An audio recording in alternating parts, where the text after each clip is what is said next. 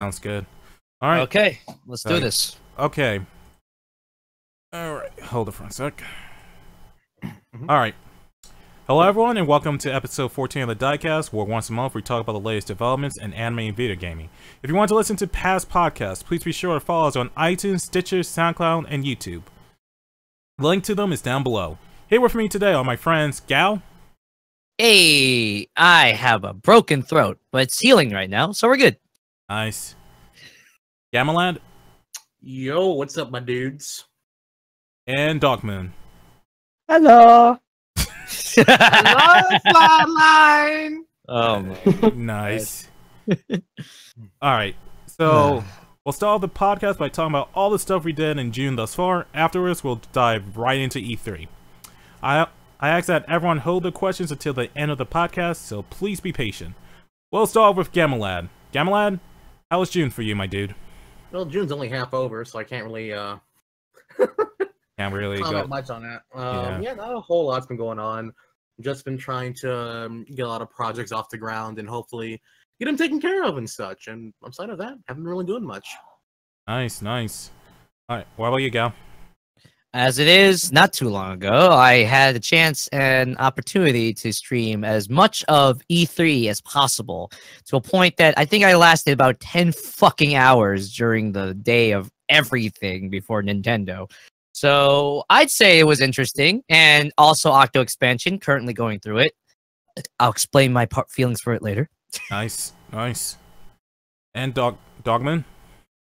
I finally got a project done, and I Nice. can relax for a little bit. And other than that, not too much. Nice, nice. For me, I've just been working on like an animation commission for Gambino. I'm not sure if how many people are familiar with him. Oh, yo, I work with him. Nice. Yeah, yeah. So I'm working on like a Toy Story animation. So that should come out the Monday after this podcast. I think I'm. Oh, sorry. Go ahead. Yeah, I was kind of worried because I thought it would take long, but it was actually pretty straightforward, even though the models were But I'm glad that it's done, and hopefully it'll be on his channel this Monday. And I've been teaching myself Blender, so I've been doing like some animation tests with Blender. I downloaded this bitchain particle generator that uses After Effects, and it kind of enhances the animation. So if you follow me on Twitter, you'll probably see some of those animation tests that I've done. Other than that, that's about it. Yeah, with Gambino, right? Mondays and Fridays, 3 p.m. Central, was it? Yeah. I currently recently worked with him. I think he released the My Hero Pokemon thing, and I had to play both Deku and the principal. So, Nice. yeah. I reached out to him in a message, business-wise, semi-done real. He liked what I did, and basically, I actually, later today, actually, I usually just record whenever he messages for anything he has coming up later down the line. So, hey, nice the way you did. Well, small world that you're actually working with him too, actually. Yep. Yep. Holy shit. Indeed. Yeah. Yeah. Yeah. Yeah. Okay. All right. E3 was great. Holy crap. Well, personally, I liked it. Mhm. Yeah. But personally liked it. we'll talk That's more. only because I got Smash. I got nothing, motherfucker. What, you got Nier for the Xbox? Is that something? Whoa, wow, a game that I've played hundreds of times. Whoa! Hey, let me. Whoa! Taro does not deserve more of your money. You are a disgrace. And have I've you given ever him thought? my money? And have you ever fucking thought that the Xbox One X will give it the perfect amount of quality compared to the PC port? It's gonna be the same. No, Let's Players, reviewers, and all people that play No. who dedicate to Nier Automata. What? You said reviewers. No, I'm not getting an Xbox One to review this. Xbox One X, sir. One X. Same doorstop. Well, what do you get the 4K quality for, huh? I will use the PC mods. But the PC sucks. That's why there's mods to fix it. Let's save the Microsoft RAM when we hit Microsoft. Right now, we need to save it for someone else. Okay, so let's just get this out of the way. EA's press conference. I honestly think it was probably one of the worst press conferences out of all of them. Aside from tradition Square more than Enix. Conference! Yay! I wouldn't say the FIFA. worst, but it was definitely pretty bad. I'll say that. I mean, Like- if you like EA games, it was okay.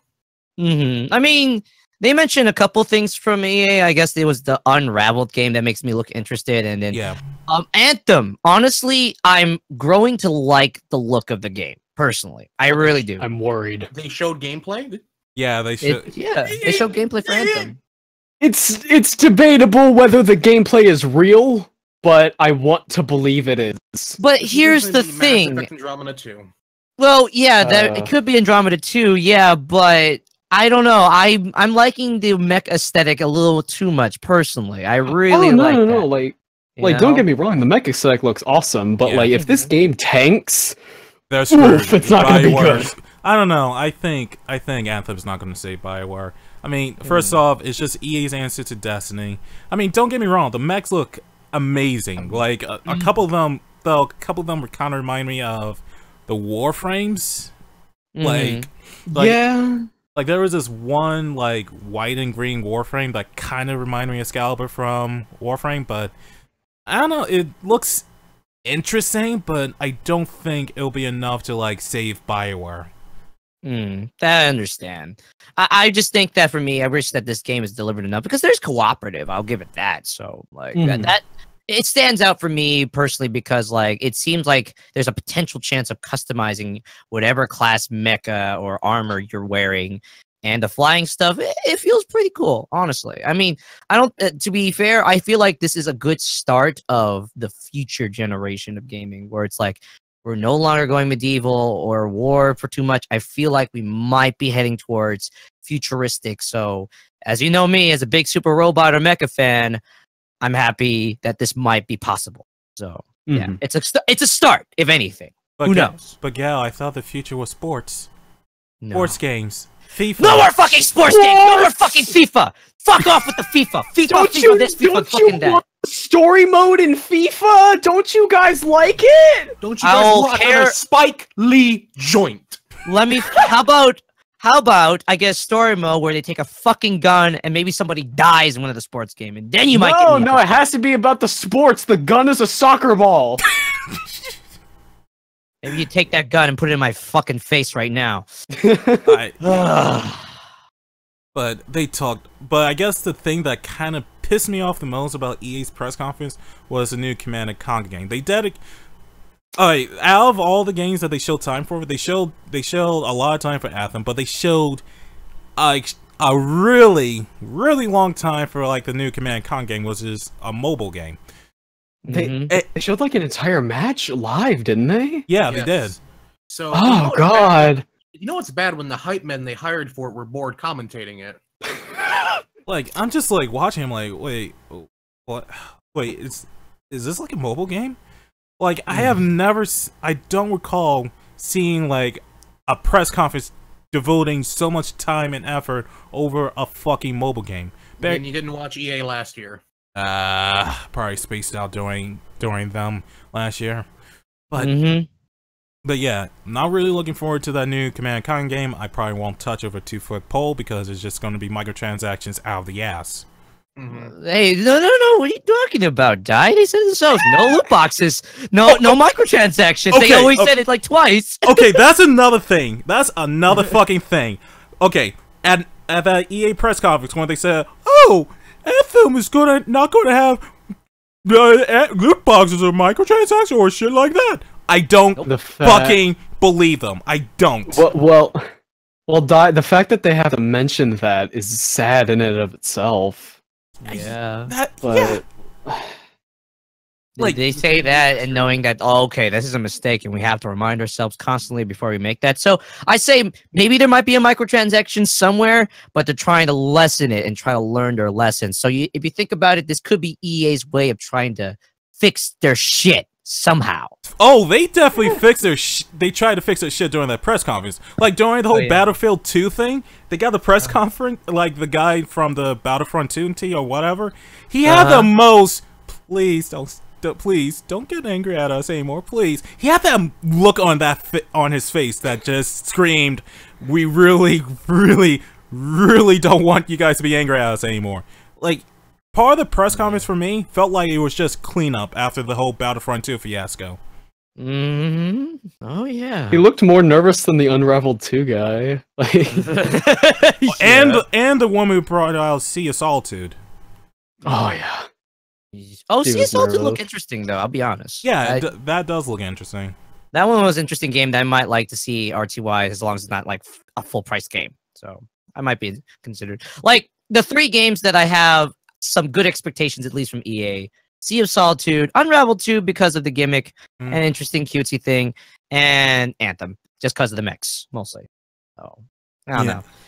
It's everything else that was just, it's typical of EA. The fucking stupid storyline with the white guy with his fucking WWE belt, talking about like this stupid story bullshit, and then them doing esports, a fucking esports over a phone app game. Why would we waste my time? You know what I fucking did when they were playing that esports phone app game? What did you do? I plugged my capture card, played a goddamn phone app of Cookie Runner, and played that. And that was more fun to look at than that stupid strategy phone app game. Like, no! What the hell? What is this shit? Yeah. Oh, Oh man, but yeah. Again, Anthem looks interesting, and I might pick it up when it comes out, but to me, I still don't think it'll be enough to say BioWare.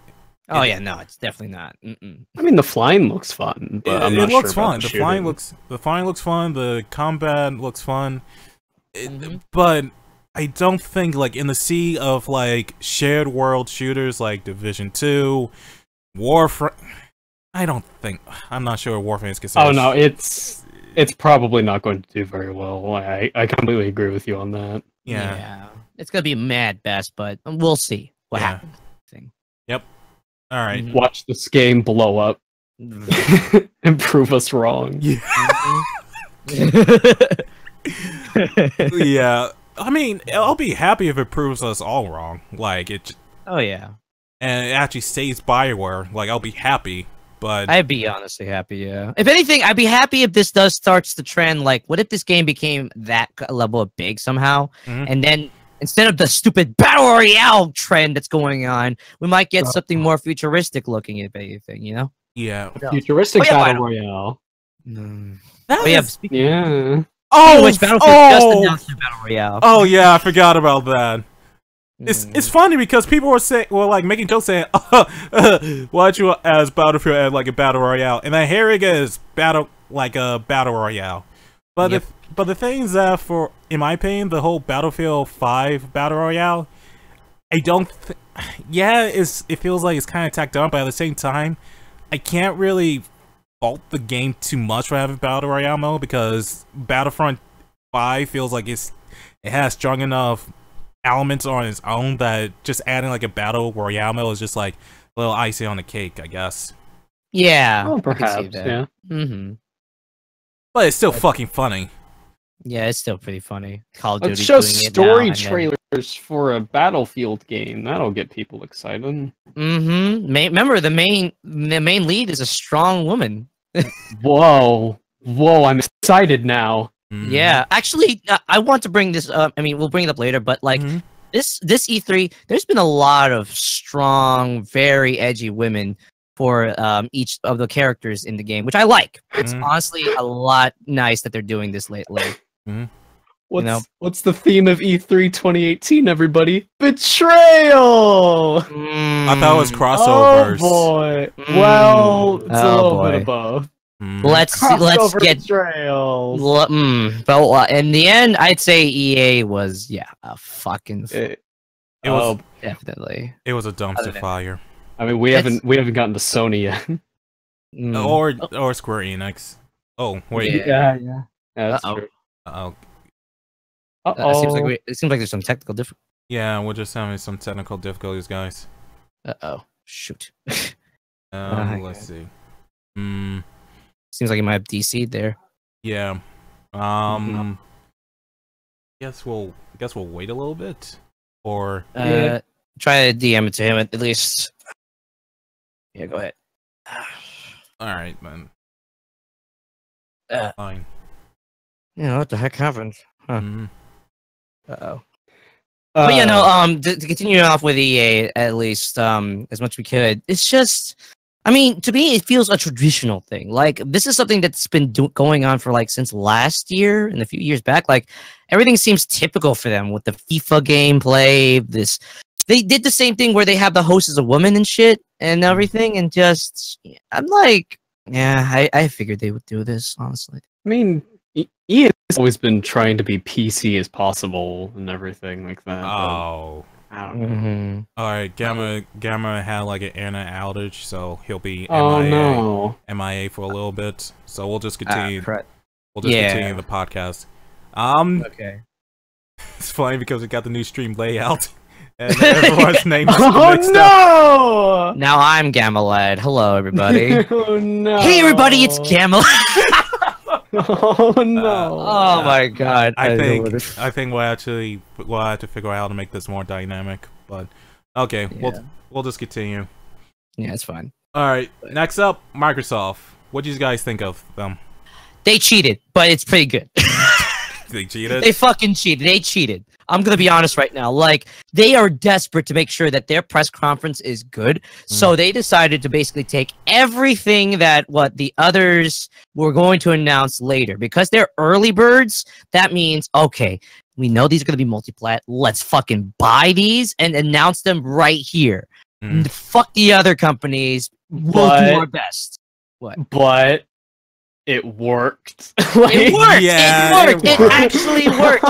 So many fucking games that they announced that are definitely going to be multi-plat hyped people up during the Microsoft press conference. Like, holy crap. And now you think about it, they cheated fucking hard in that press conference. But they took but at the same time, it's fucking interesting. Like they got some pretty good world exclusives, especially Devil May Cry 5. Oh god! Yeah. It's good. They've another game that learned their lesson, and now they're going back to the original formula. Thank Christ. Okay, for real, I thought it was a sequel to the other Devil May Cry game because Nero looked like the previous Dante. Like, why? He looks really close. Yeah, I'm like watching. I'm like, and I'm flipping my shit, saying, "Oh man, they made a sequel to that Devil May Cry." But then I complained about it on Twitter, and then one person said, "What? But it is a sequel to Devil May Cry 4." Wait, what? Yeah, you read the title. I honestly thought it was like one of those things in which, oh, we'll just put Devil May Cry 5 in the title, but it's actually a sequel to the other Devil. Yeah. Yeah. You know, it's funny that people were wondering if that was Dante or not, just to understand. I mean, as soon as I saw the arm thing, I said, okay, that's Nero. That's completely not Dante. Yeah. The way they designed him, though, is feels like it's from DMCA. It's like, is this DMCA, the Devil May Cry, that remake bullshit version of Nero? But no, it was still Nero, but a little different design. He has a robot arm going for him now. That's interesting. And if you paid attention a little more in that trailer, because fucking Microsoft was stupid enough to zoom out to think it was over, suddenly, oh hey, look, there's Dante with beard and all in the motorcycle. Fucking, he comes back like that, looking like an old, washed-up man, and I like that. But have you seen the fucking pictures of Dante? Like, have you seen the meme like Joey Wheeler from Yu-Gi-Oh, like just smiling with a fist? Someone you saw it too? Yeah, I saw it. Oh my god, the meme's fucking ridiculous. So great. Yeah, it's awesome. Yeah, I can't believe this. It's fucking hilarious. Really quick side thing. Can I talk about how much I hate? Like, I get it, Microsoft. I get it. You guys, you spent a lot of money on your stage. I don't give a shit. Show me the video game. Hey guys, so I can get excited. Check out my Xboxes. Look at all these Xbox Ones. We have too many. Please buy one. Please buy one. Please buy one. Just like, hey guys, can you please buy an Xbox One? Look. Yeah, like many. My god, but yeah, that makes me happy. Halo Infinite. You know, I feel this is the last Halo game, though. I got unreasonably excited when I saw that. I saw that too. Yeah. Oh, there you are. Oh, hey, Gamma. Oh, what's up? It's muted at the moment. Yeah. But yeah, Halo Infinite, on the other hand, is you know, My advice: never get internet with Spectrum. They're the worst. Ah, This is the fifth Gotcha. outage I've had in the last 3 days. shit, how man. convenient too. That's stupid. What the heck? Mhm. All right, but I think we can backtrack a little bit because we were just talking about Microsoft press conference recently, and it was about Devil May Cry 5. Your thoughts, man? Old Dante's back. I'm happy. That's all I care. Yeah, Literally, old Dante. Literally, oh Dante. or Hobo Dante. That's Yep. great. Hobo Dante, just like This is the Hobo. best Dante. It's like Hobo Phoenix. Like, there's a picture out there. It's like this is Capcom tradition. Most of them will look like hobos in the very future. Yeah. Oh god. And then so in the second one we were talking about is Halo Infinite. And like just hear me out with this one, okay? Master Chief has been brought back to he's been dragged his old ass out for far too long. I think if this is Infinite, this is a perfect opportunity to kill him off in a good honorable way, at least. They should have just killed him off after 3. Yeah. Gal, I completely agree with you, but they're not gonna because that's the Microsoft icon there. Mm-hmm. You can't get rid of Master Chief because he is Microsoft. Yeah, I know. And it sucks. And it would be awesome if we got a cool passing of the torch to a different character, but it's not gonna happen. And it sucks. Wait, what about that Spartan in that Dragon Ball parody animation in the Halo Legends bundle, where it was all Blanco? Like, yeah, you know what I'm talking about. Spartan 029, like it's just this wacky Spartan that fights this giant like dinosaur, and like it's all Dragon Ball looking. You guys remember that? Oh, Those that's OVAs. 1337. Yes, 1337. That's the one. Like, he could have been a great, because he's a comic relief Spartan. He looks basically close to Master Chief, and it's just all action-y based. I don't know. Like, if you think about it, most Spartans are just a slightly different color palette to Master Chief at this point. It wouldn't hurt to maybe not make Master Chief the idol, just Spartans be the idol or some shit, you know? Yeah. Exactly. But Like, people that would have been great. Master Chief. Fucking I like the Halo Reach main character who doesn't even say shit before he, spoiler alert, died near the end, you know? Yep. He's probably more engaging and he doesn't say shit. Gao, that is not a fucking spoiler. It's the first thing in the game. Yeah. How is that a spoiler? I don't know. People probably never played Reach. These people are babies. And people will complain about shit like that. Mm-hmm. Oh wow, I don't care. It's the first fucking cutscene. And it came out years ago! I know. Well, I don't give a shit! At this point, there's people who don't even know what Halo is! Because the storyline's fucked! Well, for real, I wouldn't put it past them. Like, there have been times where people didn't know what Tom and Jerry is. What? I'm dead serious. People don't know who's Tom and Jerry, the Looney Tunes. Humanity. We live in a society, my dude. To be fair, when was the last time Tom and Jerry was relevant? Willy Wonka! That is also true. Willy Wonka and the Chocolate Factory. Okay, Oh, that's God. an internet meme. It's like, to the general populace. Mm-hmm. Willy Wonka and the Chocolate Factory. I said general populace, not the crumbs of the internet. But the general public could be the internet. I'm just trying to stretch this, okay? I'm just trying. As much as I do not like 343's direction with Halo, I will say seeing that old art style of Chief and music, that hit me really hard. That was pretty nice. I'm excited. Mm-hmm. Yep. What other games came out right after the Halo? Gears of War. I don't care. Their delivery was so terrible. A new Gears game. Okay, cool. If someone was hyped and liked it, it's like, and then Gears pop. Okay, is that real? I think it is real. Good. Be a game. Well, to be fair, I hate punk those figures. I really don't. I don't. Nobody likes them. Okay, listen, that is bullshit. What? I work at GameStop. We have entire walls dedicated to that. Man, I know you have that buy shock them, collar. People will buy them, and they buy them in the scariest amount of quantities. That's scary. That's fucking No, but- scary. Like That's we have people scary. coming all the way from different parts of Ohio just to buy one pop figure for the only store in the area that has it. Holy shit. Jesus Christ. Yeah. Yeah, I'm but it was. I'm also a bit bitter because I never bought a very rare pop figure that we had in stock for months. That is What now was worth it? several $1,000s. What was it? It's like a Captain America pop figure. Oh. Are you fucking kidding me? Oh my god. And we had it in our store for months. Ugh, Jesus. Yeah. Yeah. But I lost track of the whole storyline for Gears of War. It's like a similar situation with like the Halo. Like they could have just ended at Halo at like Gears of War 3, but then Gears of War 4 came out. Then now this. I mean, it looks interesting story wise, even though I don't really understand what the fuck is going on in the story.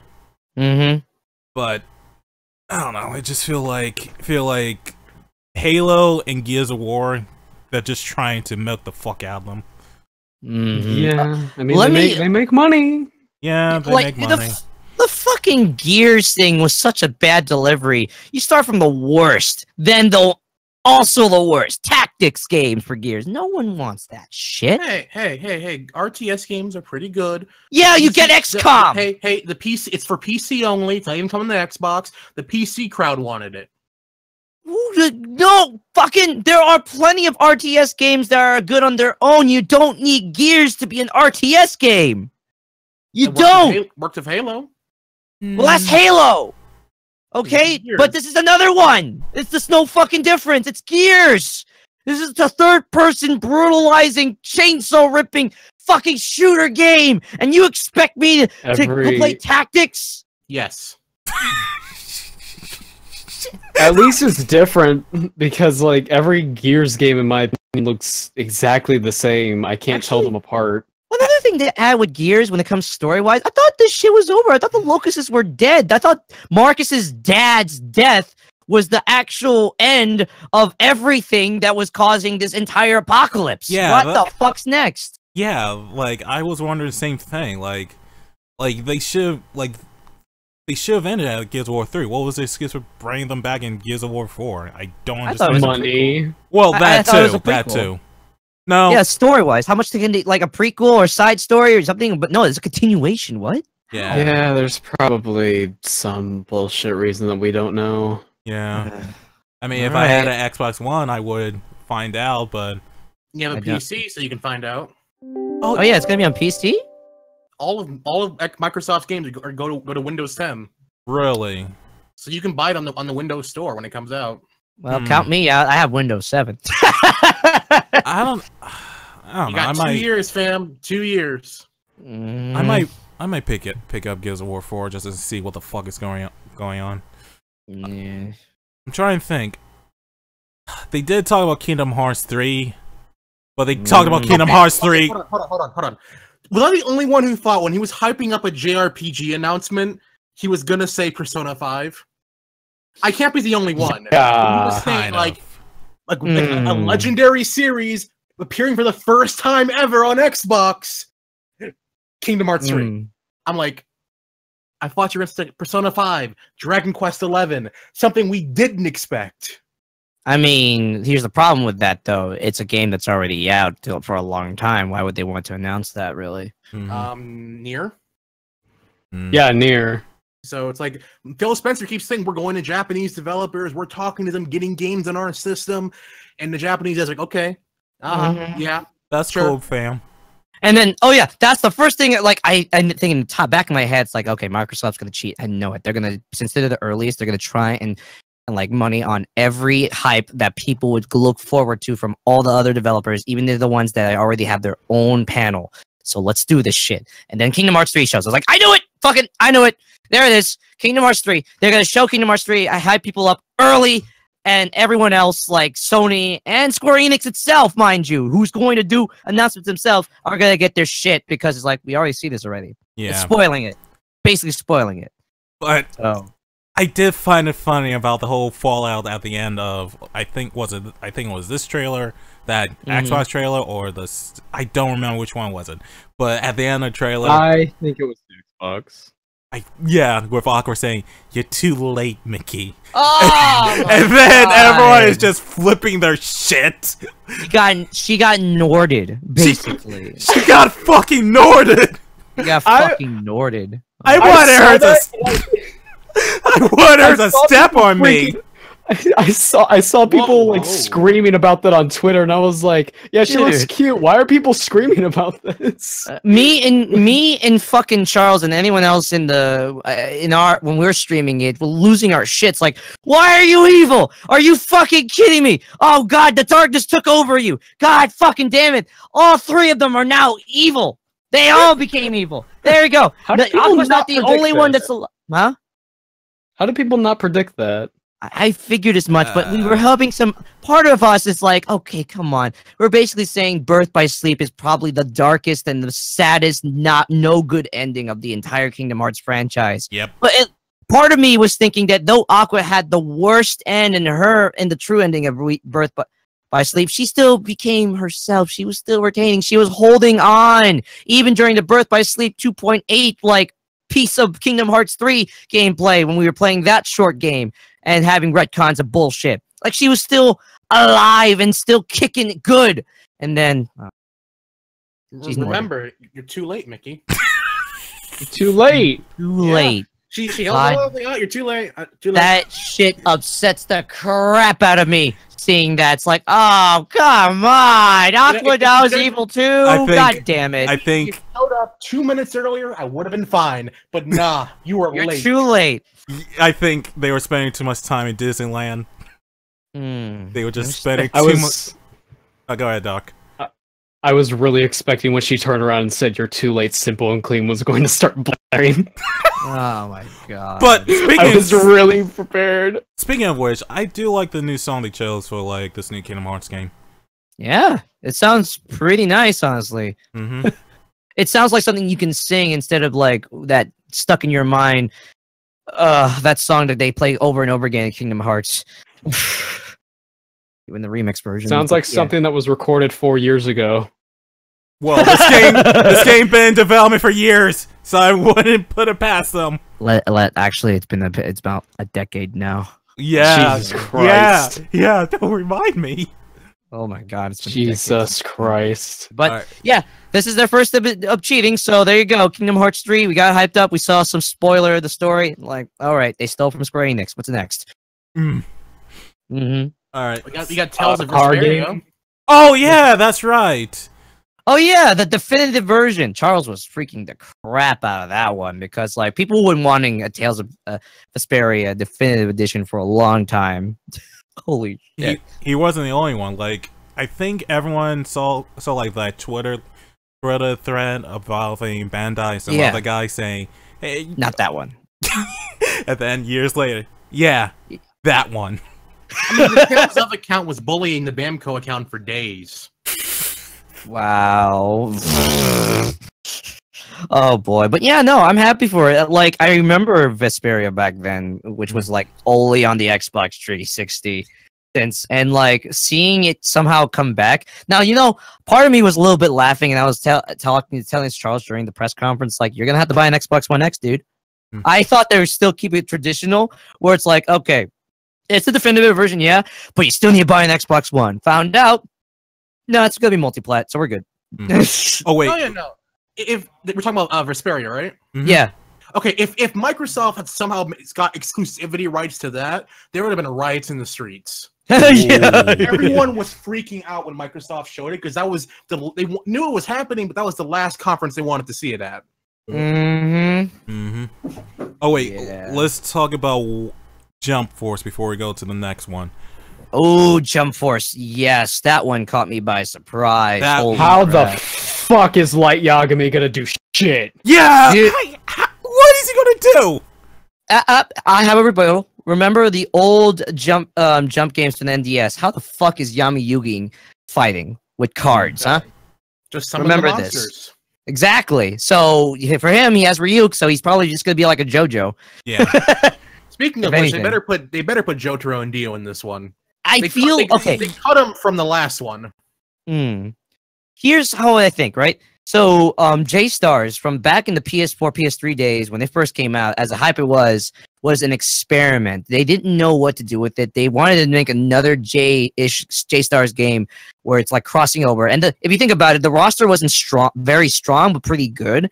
And the gameplay may be rough. Now that they know the feedback they're getting from this particular game, I feel like Jump Force might be a cleanup after years and years of production, possibly.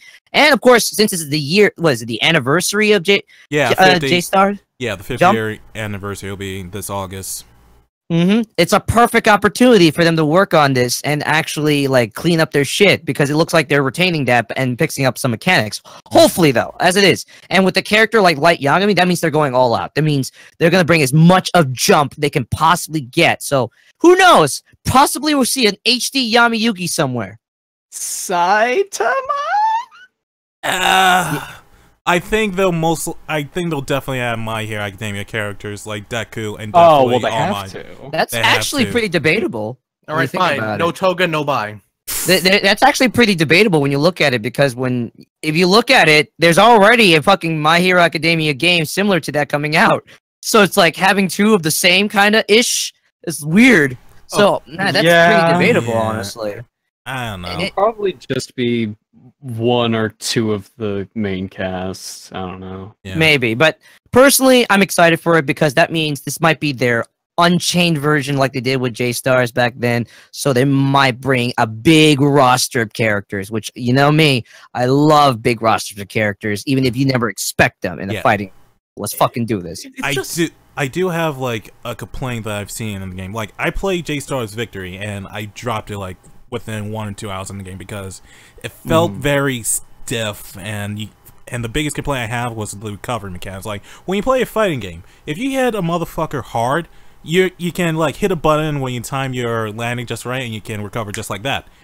That game didn't have that. Like, you will get hit really hard and then you spend like seconds like getting up, and it's just wasted time. And not to mention, I felt like the story in J-Stars Victory was kind of weak.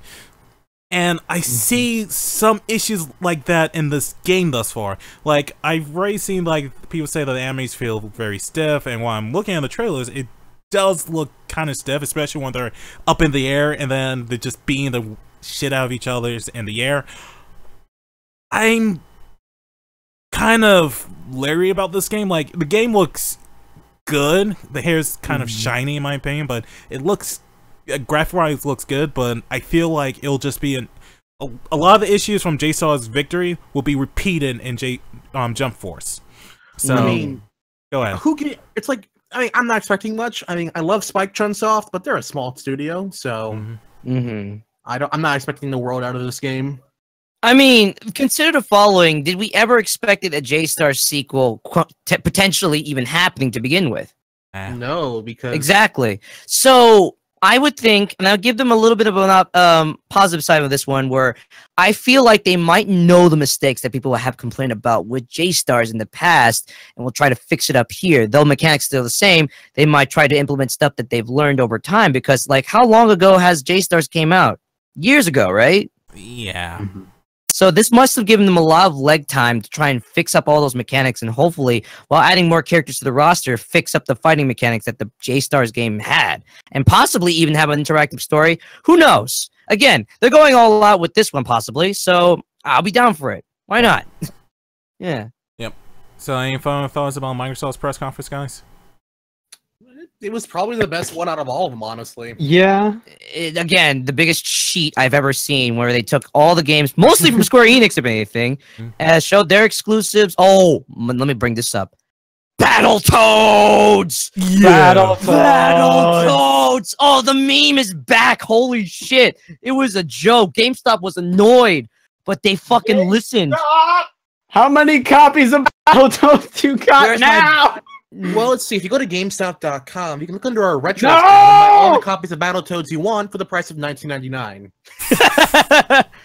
Oh my god! No, I just remembered the story about how there was a big meme of people just calling GameStop for like Battletoads, Wii, Xbox 360, PS3 edition, and then limited editions for Mudkips edition. Just like a stupid fucking joke to annoy GameStop employees. No offense, Gammalad. But then after a while, you know, you see Battletoads showing up in Xbox in like official products, like in what's that fighting game from Microsoft? Killer Instinct. Yeah, Killer Instinct. It's like, oh shit, okay, Battletoads. And then Shovel Knight will be another one. It's like, oh shit, Battletoads. And now they're getting a game. Holy shit, they're getting an actual game. Honestly, really happy for them that they are getting another game, though. Holy shit, I'm looking forward to it personally. So, but I mean, that doesn't mean it's going to be a reason I'll buy an Xbox One, though. But I am curious to what direction it's going to lead once it does come out. Then. Yeah. I mean, but also on the topic, the only reason Microsoft got all of the stuff is because Sony only opted to show that they were only going to focus on 4 games. That's true. That's true. Like they said they. Oh, go ahead. Like we'll tackle Sony's problems like when we hit them. Yeah. Like let's talk about two other developers.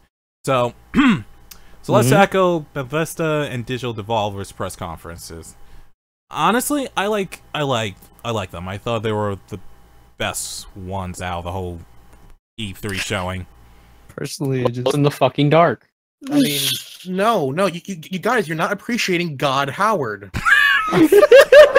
you mean Edge Howard? Because he went edgy and full on unfiltered this press conference, my dude. No, do not make fun of him. He was fucking great. I love Todd. He was great. He was fucking great. Mark, I didn't know you were a degenerate.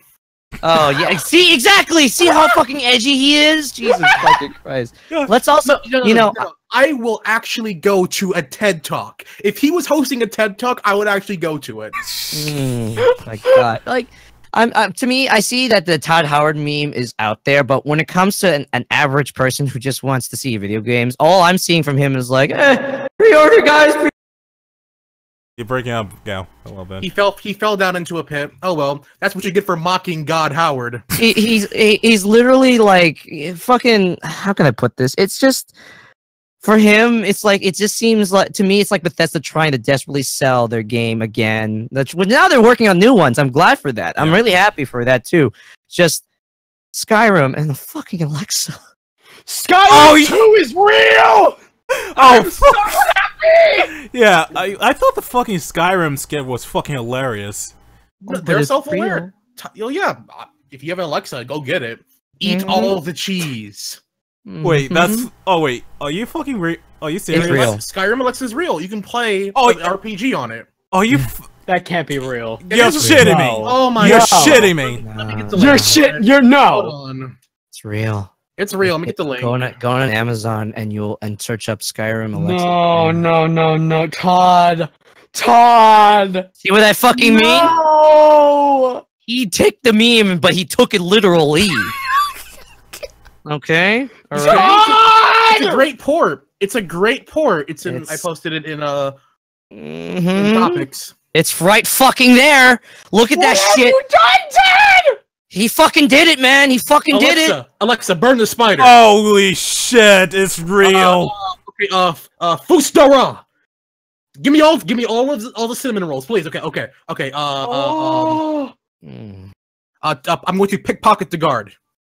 Yeah. God, you fucking madman! To be fair, I thought it was genius. It is genius. It's a great parody. Oh yeah, totally. And you know what makes it even better too? Now we have the new Elder Scrolls game, Elder Scrolls Blade. And I don't know I don't know why. I find it very interesting that he's as desperate to let people play Elder Scrolls games that much that, hey, you can play Elder Scrolls Blade on portrait mode so you can be going to work and pretend you're doing something important, but you're actually playing an Elder Scrolls game. Like, he's dead seriously advertising that. You're acting like I wouldn't do that. That mobile game does not interest me whatsoever as being a fucking Elder Scrolls fanboy as I am, but one thing that stood out to me, I brought this up with Dai. Why do you need to pre-order a free mobile game? Yeah! Well, hold on, that's not abnormal. It's just preloading. Or like a lot of mobile games will say, pre-order the game now, and you'll be get a notification once it's ready to download. A lot of mobile games do that nowadays. Doesn't it take like 5 minutes? But if you want to know when it goes live, you'll get a notification, and you can go download it. I mean, I guess. I mean, consider the following. It's like, what if someone announced you, it's like, ah, crap, I gotta download it, and you're in a place with no internet. It's like, ah, shit, I can't play Blade somehow. Maybe that's the only fucking reason. I don't know. I mean, that's how you pre-order mobile games. But I mean, it's just a mobile remake of Elder Scrolls Arena, really. Yeah. And I give him props for that, man. It looks pretty cool, and it's also coming to console, so. Yeah, I appreciate that Todd came out, and the majority of the Fallout 76 conversation was, "You kids like nukes." Yeah, let's not talk about Fallout 76. 76. Yes, go for it. I'm excited for it. Like initially, I was like, "Oh, great, another Fallout game." I'm legitimately thinking about pre-ordering it and getting it. I already did. Oh no. I mean, money. It's a cooperative Fallout game, and it's like you have 4 players with you, and you can build your own little place. I mean, hell yeah! Why are people comparing this to Rust though? I mean, this looks more alive, if anything. I've read the information about what's going to be in the game in terms of mechanics. It's Rust-like, but not as extreme. Yeah, I don't recall if they have like quests in Rust, but I think the fact that they're like story-based quests in this game already sets it apart. Exactly. So honestly, I'm looking forward to it. I'll prefer playing it more with like 4 players, if anything. I don't want to play as a single player because like I think I had enough of Fallout for a while. I think Fallout 4 had my fix for a bit. So you know, it's not going to be on Steam. What? What? Bethesda has their own platform. Oh my god. Oh yeah, you're They right. had one for a while, but they're just now making nope, it's only gonna be on here. Okay. All right. This is okay, Todd. Okay. That's another add-on I gotta put in my fucking computer. Okay, sure. Great. I'll I'll grit my teeth as you whip me. Okay. I'm very annoyed that I have to like install Origin or play The Sims 4, but great. Another note to add is that I think the only worry part would be that if it's going to be online, I hope the griefing won't be OD as fuck. Have nukes! Those nukes. Actually, the nukes do not cause griefing. They don't? They do not. They made that very clear. I'm positive. Alright. How like... does that not cause griefing? If me and my friends all got the code, no. and we see your base over there that you spent the last week building, we're gonna blow it up. We're fucking blow it up with a nuke. You know, you have nice things. We're gonna blow the fuck up. That's what those nukes sound like. They're trying to advertise. You want to blow up something you don't like? Boom, blow it up. Don't matter. Nukes are also there to get like, rare materials, so you make a blast zone to get stuff.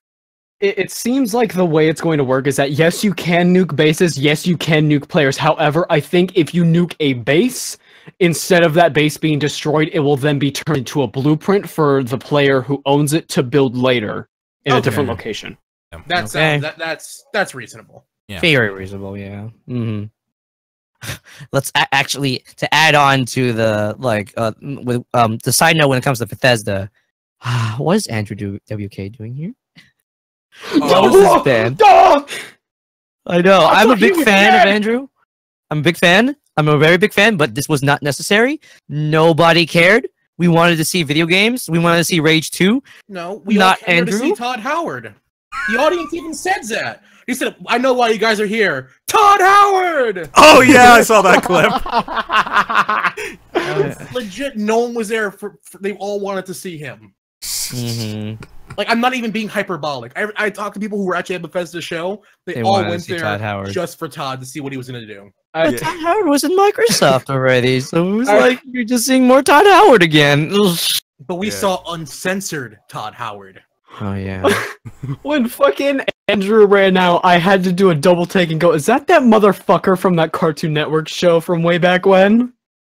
It is. Network Live, yeah. Yeah, that's the one.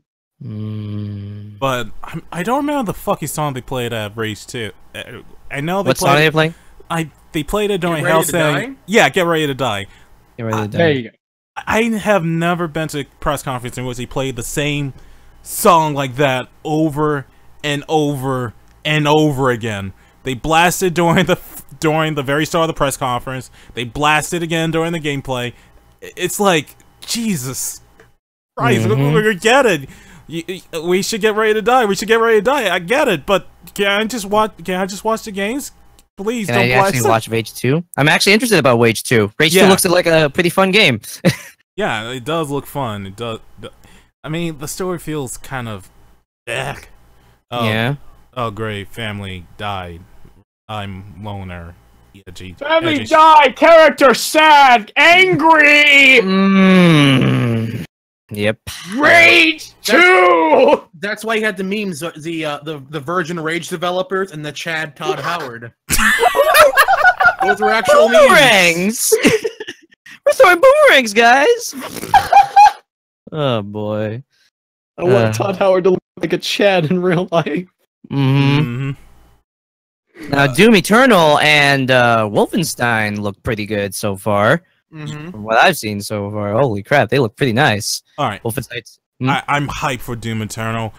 Yeah. Like I remember like when I started getting live streaming like 2 years ago, Doom. I had a lot of fun with Doom. It was The new Doom, right? Yeah, the new Doom. That was fucking amazing. Yes. I just hope that this one fixed the fucking cliffhanger from that previous one, because that was a fucking cliffhanger. They stated it's gonna be hell on Earth, so it might be related to the planet Earth possibly. So that's gonna be interesting. probably. Another thing to add, okay, this is just me. I'm surprised how fast it feels. It's like Doom isn't that recent Doom not too long ago, at least? They're making another one this fast? Holy crap.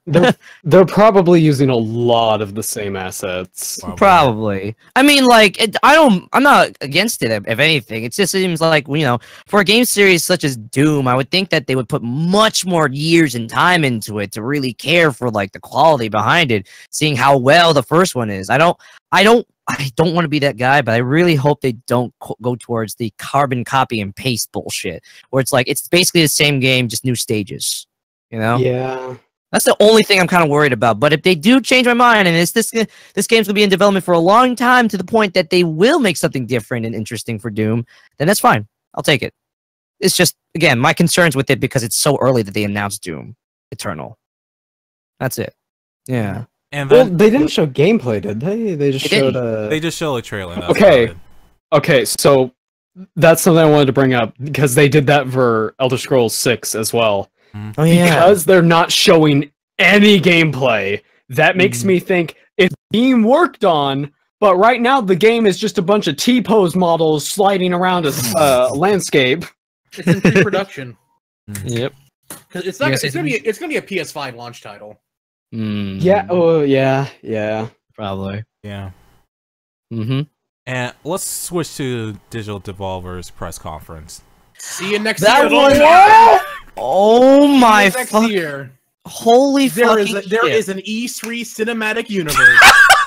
No! There is an E3 cinematic universe, boys. Yes. Yep. And God is the god among Tiny men. Build will do a crossover with them. Oh, in all seriousness, though, the last announcement that they said, "Holy fucking shit," got me surprised. Metal Wolf Chaos remastered? Yeah! Are you fucking kidding me? Whoa! Party! Fucking like what? Also, are you guys an investor in Lootbox Coin as well? Oh my fucking god! Do not taint this conversation. Lootbox Coin is dropping, guys. It's dropping. Do not taint this conversation. $100 a coin. What? Holy! I loved it. Every 15 minutes, the price changed. It peaked at like almost $200, and then it dropped as low as $90.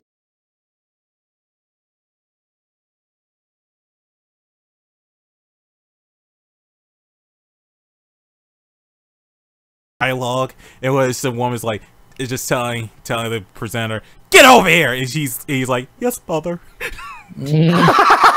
That's just the color. That's the color Dreamcast. Or what she called Greg Miller her loving husband. Yeah. Jesus Christ. Yeah. And then Greg was like, nope, this ain't my contract. Yep. I mean, I've seen like people in like the Twitch and YouTube chat saying cringe, but I thought it was fucking hilarious. It was pretty entertaining. Devolver Digital is a parody of the industry as a whole. That's why people like it. Yeah. They just make fun of the things. It's like no other developer would have the balls to say what they're saying. Yep. Yeah. Yeah, that's why I loved the press conference last year. They were like basically calling out a lot of the bullshit from the other like typical E3 press conferences. Like they were joking, saying you can pre-order games when pre-production starts, and I'm like, Jesus, you're not wrong. That actually started happening. Yep. Yeah. Hi, Radical Heights. Yeah. Oh my god. But yeah, no. With Devolver, that Battle Wolf Chaos XD, my trust, they fucking did that. I'm excited. That takes me. Holy shit! I remember seeing gameplay of that, and I really want to play it. So I'm so glad they got the license to actually port that over here to America very soon. It's so great. But like, if you wanted a cringe E3, it was either tiny build or limited run games. Those were cringe. Tiny Builds was so fucking. Wait, Tiny Bill had like a press conference? I missed it. It was in the very beginning. It was a skit to announce one game, and that was Hello Neighbor Battle Royale. Oh, speaking of which, like I remember, like I was doing the stream with like Trisky and Airy Channel, and you met, and one person in my chat message saying, "Yeah, they're saying that Hello Neighbor's had Battle Royale," and that's why I messaged you. Yeah, like. Can you get more details about that? Because I'm like, basically the game is it's not really, people are jokingly calling it Battle Royale, but so you're a group of like 4 kids, and one of you is the neighbor in disguise. Oh, okay. And your objective is to kill the other 3 kids without being found. Huh. That's not. Wait, how's? Oh, that's not anything like Battle Royale. It was a joke because you're trying to, only one person can survive, either one kid or the neighbor. Yeah. That's where the joke came from. Wow. Okay. Please clap. Please clap. Are we gonna do that, guys? Are we gonna play Hello Neighbor Battle Royale together? There's 4 of us. Please. No. Yes. No. Yes. Count me out. Count me out. Yes. Count me out. I mean. Hello Neighbor's been going down the drain lately, from what I've understood, ever since its official release. So, well, how this is going to be any better? I think that reminded me. I think there was like something which they actually dropped, like Yandere Dev. Like I'm trying to remember. Like I think, like earlier last year, Yandere Dev announced that he had like some sort of contract with them, but then all of a sudden it went silent. And they're like, oh yeah, there's a lot of things going on with that. I've heard 2 things about that one. But what do you know? Go ahead. The thing I heard was that the reason why the contract was canceled is because there was going to be a slave mechanic for high school children. So they found that out and went, no. That's Tiny Build's fault if that's true. Yeah, that's true. Wait, are you talking about the Mind Slave mechanic? Or some other fucking mechanic? I think it's a like legit basement slave kind of thing. Yeah, where you basically mind fuck someone into killing someone. Oh wait, that was already a feature in the game. Wait. That was like that was what they were referring to, because you make another student your slave by torture. Okay, I completely misunderstood that what I read then. Okay. Yeah. So the other, according to what people at Tiny Build were saying, is that him and the programmers they brought in could not see eye to eye. They were constantly bickering and couldn't get anything done. Ooh. Because apparently the entire code is written in C++, and it's very sloppily done. And the person they wanted to bring in wanted to clean the entire code and make it legible and work on it. And that's where they started having bickering how the code should be done. That was one of the things. It was a dispute amongst them. Yeah, man. The further down the Yandere Dev hole you go, the more... I think it'd be a good voice actor in that game. I don't even know how to feel. I think we should save that Yandere dev talk for a future podcast. Gotcha. Yeah, but overall, Bethesda's digital devolvers, final impressions. Pretty good. Pretty good. Yeah. Degenerates. Let's party. I mean, if anything, one that kind of got me excited to consider if they're doing it that way is that Starfield game that I know it's just a picture JPEG of the title, but like a space-based Fallout or / Elder Scrolls type of game, huh? Are you finally doing better that No Man's Sky failed to fucking do? Don't get excited over JPEGs. Don't do what I did with Elder Scrolls. I'm expecting at least one thing, which is like if they're making Starfield, that means there's a chance they might do a Fallout's Elder Scrolls format somewhere. If not, fuck off. Never mind. It'll be like Skyrim, but in space. Skyrim, but with guns in space. Wow! Oh, we're in space, but we can actually ride vehicles for once. Whoa, that's it's sad how I'm calling it. It's gonna be bigger than No Man's Sky. Oh, good luck then. But Well, yeah, no, that's by bigger I mean it's like No Man's Sky is an ocean, but as deep as a puddle. I'm thinking that their game will be a pond as deep as an ocean. Yeah, I can see that. So we'll have to see when they actually later announce more about that game in the future. But hey, I have high hopes for it somewhere, so yeah, I'll look forward to it. Yeah. All right. So to be honest, I don't think there's a lot to talk about for this one, but let's tackle Square Enix's press conference. Killed, dead, murdered, destroyed. Listen, absolutely fucked. I got my Dragon Quest XI Limited Edition, so I'm happy. You got that, sure. Everything announced from fucking Square Enix that's going to be the biggest hype for them was already announced through Microsoft, and they basically showed the same fucking footage. Give it a few games like the Dragon Quest, that new game, the Silent Killer, the Silent Voice, the Quiet Man. The Quiet Man. That was it. I loved Death Kazuma Kiryu. Yep. Oh, pretty. Okay. Much. Square Enix had one thing that got me excited: Babylon's Fall. Oh yeah, that's being developed by Platinum Games, right? Yes, that's that the one was only reason I'm excited because it's Platinum. Yeah, it's Platinum Games, so that's fine. That's interesting to see. But other than that, short press conference, 30 minutes. Some of the stuff we basically already know. Some new things that are like minor but pretty decent if you're in particular taste, which I'm okay with. But nothing groundbreaking like what Microsoft stole. pretty much. Like Lara Croft, we're already seeing gameplay trailer of that. Kingdom Hearts, we already saw it. Fucking Microsoft's. The only slight difference was near the end of that trailer was like, oh, just a picture of Kyrie and Axel, and we'll get to that later. Yeah. Yeah. Lara Croft must build the cobblestones to reach the castle. Her tits are ruining this fucking game industry. I swear, I'm sorry that like the Tomb Raider has been dragged to death at this point. Personally, I think it should be done with already. You know, like money, fucking money. We've got to have money. We have to have more money. I got super excited the idea of like, oh sweet, Tomb Raider's coming back in a fresh new coat of paint.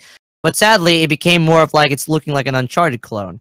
And now it's just like now they're milking it since the new movie, and this version, and like all the other side thing. I don't fucking know. It just doesn't seem. It just seems so milking. I think this one kind of reminds me of.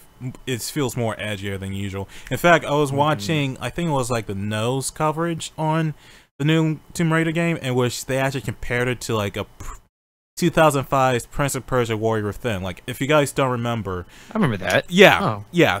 Like Prince of Persia came out like 2003 with Sands of Time.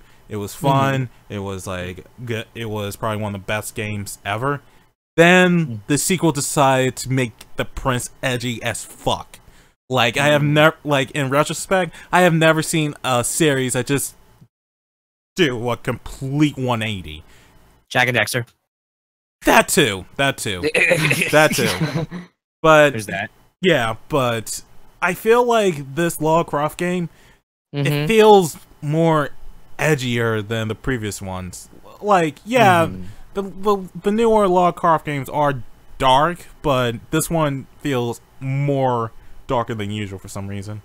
Yeah. I don't know. I'm neutral with it so far, so I'm not really looking forward too much with it, other than just it's a dragged out series. Pretty much. But the only thing I liked about Square Enix's press conference was Keith David's narration. That's about it. That was nice. Yeah. I'm like, oh wow, Keith Davis, cool. Mm-hmm. Now I have to finish this fucking animation now. That was. But yeah, overall, Square Enix, that like the general consensus. Yeah, meh. Yeah. Short, meh. Killed, murdered, destroyed, spoiled. Spoiled already, so we already know. Yeah, pretty much. Mhm. All right, next. I mean, didn't go ahead. the Dog. Kingdom Hearts 3 trailer have like a little bit more than? Yeah, I what said it was just a had? picture. It Right. showed a picture that I was thought again. the Pirates thing wasn't in Microsoft's. No, I'm trying to remember now. it's on Sony only, Oh, Yeah. okay. which we'll talk about later. All right, next up, Ubisoft. Next. Wait. Well, come on! You can't say next. I just did. I'll say it again. Next. There's Man, some good stuff in there. Now, honest. Gamma, you have to finish at Ubisoft before we get to Sony. We gotta finish But, it. But I fell asleep during it. Well, that's fine, but just No, like, I actually fell asleep during it. well, You yeah, legit- that's okay. But You legit fell asleep during it. Yes, after the dance thing started, I just kind of nodded off. I thought that was kind of lighthearted to see, personally. Yeah. it's better than the Like, one it year. was where weird. They, what was it? One year they had a bunch of people dressed up in animal costumes. Yeah! About, like Yeah. the shooting. It was like, oh, no, do not. Mhm. Was it the same one with the shark dancing? I think so. Think Yeah. so, yeah. Like for this one, I mean, okay, for that Just Dance one, personally, it's like, yo, this is really trippy as fuck. What's going on? So I didn't really sleep on that. Some of the games that they did fairly announce, yeah, maybe not the craziest, but they were interesting to watch because of the presentation and they're being stupid and silly. Like, what was it? The bike game? Was it Trails? Was it? Trials, yeah. Trials Rising. The guy came in with a goddamn bike and purposely and forcefully tripped on and broke a goddamn TV. And again, games were unspectacular. Delivery felt really silly, which it didn't put me to sleep compared to EA, honestly. Mm-hmm. Yeah. Okay, I want to talk about the Beyond Good and Evil game. Yes. This is a prequel, right? Yeah, that's what they said. How Are you the sure? How the fuck does Jade transitions from evil to good? no, not even that, space fucking pirate mercenary to a journalist? How? She finds a child and goes Kiryu? I don't know. I mean, if she's like Frank West, she just covered wars, you know. Yeah. Yeah. I'm liking the look of it because they showed a little bit of like quote unquote gameplay so far with it. It seems like was it kind of an open world thing going on for it too as well, right? Mhm. Wait, they showed off And- gameplay? Yeah. They showed some gameplay. Yeah, They showed a fair bit of gameplay. It seems pre-rendered, but it seems like that you are basically in this open-ish world city, futuristic city. Starting to feel a little bit like Jack and Dexter somewhere. Well, Jack 2 or 3 around that corner, but it was looking fine. And the one thing that caught me surprised was that, hey, you get to have your art. If you draw art for Beyond Good and Evil, it'll actually be shown in game. So that caught me like, oh, that's interesting. They're really listening to the fans for this one. So, okay, expect a lot of furry art. Oh, it'll be like Monkey Love! There's gonna be a lot of that and Yeah. much more. Well, it depends, of course, if there's a filter or whatever you submit there. But yeah, they are allowing fan submissions to be in this game. So I am actually pretty excited about that.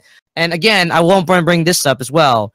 This is the second fucking time that someone turned Norded or just evil in their trailer. Aqua's evil, now Jade's evil. Hold on. if it's a prequel, you can't really turn evil, which I mean she was evil originally. Yeah. Sure, you could say that, but like I like how trailers are being more revealed of like evil versions of characters you thought that were good. Betrayal! Fucking traitor betrayal. Don't get that stormtrooper to come in and say traitor constantly. Every time. Like, yeah, go ahead. But yeah, Assassin's Creed Odyssey. Okay, legit. I thought that Assassin's Creed game was going to be a battle royale. Not gonna lie. Jesus Christ. Yeah, but I don't know. I mean, I'm just glad to see that the Mario Odyssey series is going pretty far. Stop it! Stop it! We're not talking about that! I didn't think that we get to play as a female Mario in Odyssey. Oh, cool. Nor a lesbian one, so. Okay. I have two things about this. One, this is not historically accurate, because that is a female warrior. Fuck off. That is not accurate. That's the actual thing that... Go ahead. I don't have a problem with it being a girl. I think it'd be cool. It's just not historically accurate. Yep. Which, actually, that's what I want to bring up. I like where the direction it's going for, because now this is going to be a series that's not going to be, historically accurate anymore. They're going to try to be more fantasy about it when you're being a Spartan. So they're probably, and again, this is just a grain of salt, they're probably going to actually do something good with the Assassin's Creed series with this one. Yeah, but it feels like a Witcher game. It's weird, and I like it. That's the thing. But it doesn't feel like an Assassin's Creed game, though. Well, that's good. Yeah, that's actually good. Well, like obviously this has to connect to like the virtual reality thing they talked about, obviously. But how is this like a Assassin's Creed game other than the? What the fuck does Greece have to do with assassins? Yeah, that's the other thing. Like they can do whatever the fuck they want. Like I understand that they changed the direction because the series felt very stagnant and they needed to change it up. But making it into like a complete RPG series, I don't know. Listen, all I wanted was my Pirates spin-off of Assassin's Creed. Oh yeah, actual Pirates. That's all I wanted. An actual one. You get that now. We did. No, we didn't. That is just a model boat simulator. Yeah, well, what was Assassin's Creed for? You actually can, board other boats and actually fight people, and you can do that in this game. It's just not as good. And you can get onto the islands and do quests and explore the Caribbean. Fun stuff. Yeah, but we got the Black Flag. Flag. Saying this boat game isn't gonna be fun? Oh, yeah, Skull and Bones. You think Skull and Bones is not gonna be like that too? I will go and play. I forgot the name of the game. Skull and Bones? No, not Skull and Bones. That game is Bone from the start. I hate everything about this. Oh my goodness. Sea of Thieves. Yeah, I will that's go play it. Sea of Thieves instead. Isn't that game actually losing its hype every time now? Yes. Well, they're adding more and more extremely. updates, and its game's getting better and better. But the game should have came out with all this content. That's a problem. Really quickly, speaking of games that keep updating, and I'm very curious if people still play it, what the fuck was For Honor doing here? Asian expansion, my dude! Time for China! Like, we need that, my dude! Nobody plays this game anymore, though! In the last 6 months, server activity has boomed for some reason. Fucking really?